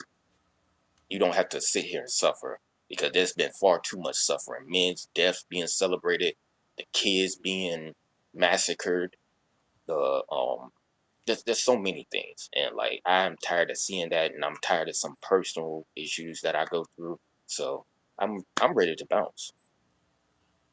Yeah, a lot of men feel that way. A lot of men feel that way. And I think it's crazy to try to that traitor thing is just stupid. Oh, you're a traitor or you're betraying your this and that. I think that's dumb. That's stuff you do as a child to me. Grown people talking about somebody as a traitor or this and that is just stupid. People it's called learning or growing, and you realize what's best for you and you make a decision that's going to directly affect that has nothing to do with all that other stuff, that childish high school college stuff, trader this and trader that's just dumb in They my they just opinion. mad.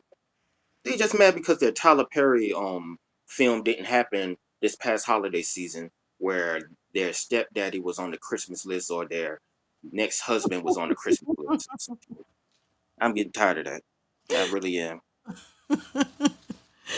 Yes indeed, baby. um Anything else you want to say, because I gotta get out of here. I haven't been on here too long, All baby. right, I'm not gonna go too long, D, What's but in here? Anything else you want to say before you go? I'm just saying, I'm gonna just tell my black brothers in the audience, keep away from those with the PhD and stank assery, dumb assery, and ratchet assery, and every type of negative assery in the dictionary. Peace. All right. Take care, Pharaoh. Be safe. Mhm. Pharaoh be really, he really be saying that though. The steak Hey, ass and the dumb ass really be funny. Thank you, Pharaoh. Be safe, brother. all right. Peace.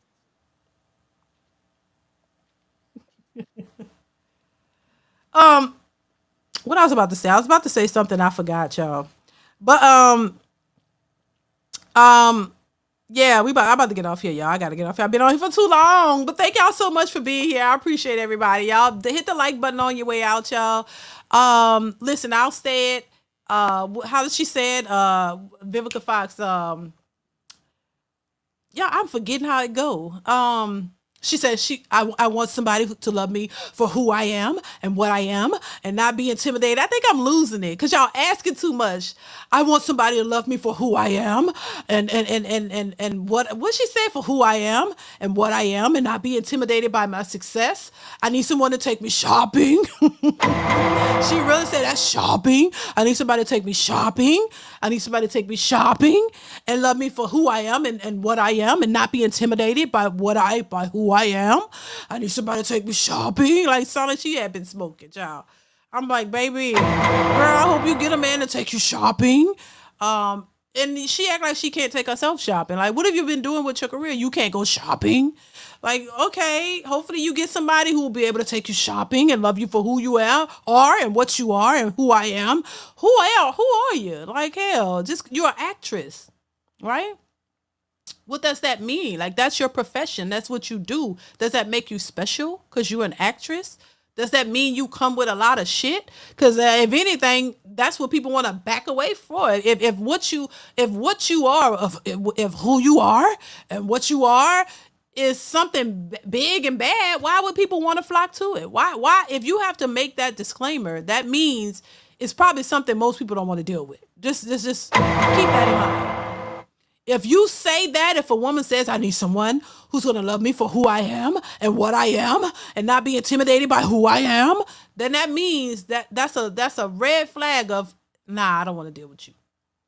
Because the same thing when women say, you need to be able to handle me, oop, red flag, go the other direction. That means that's a lot.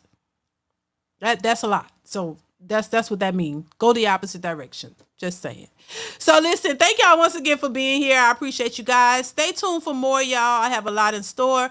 Also, hit that like button on your way out. Also, share and like the stream, and go over to the videos and watch the videos that are posted on the channel, you guys.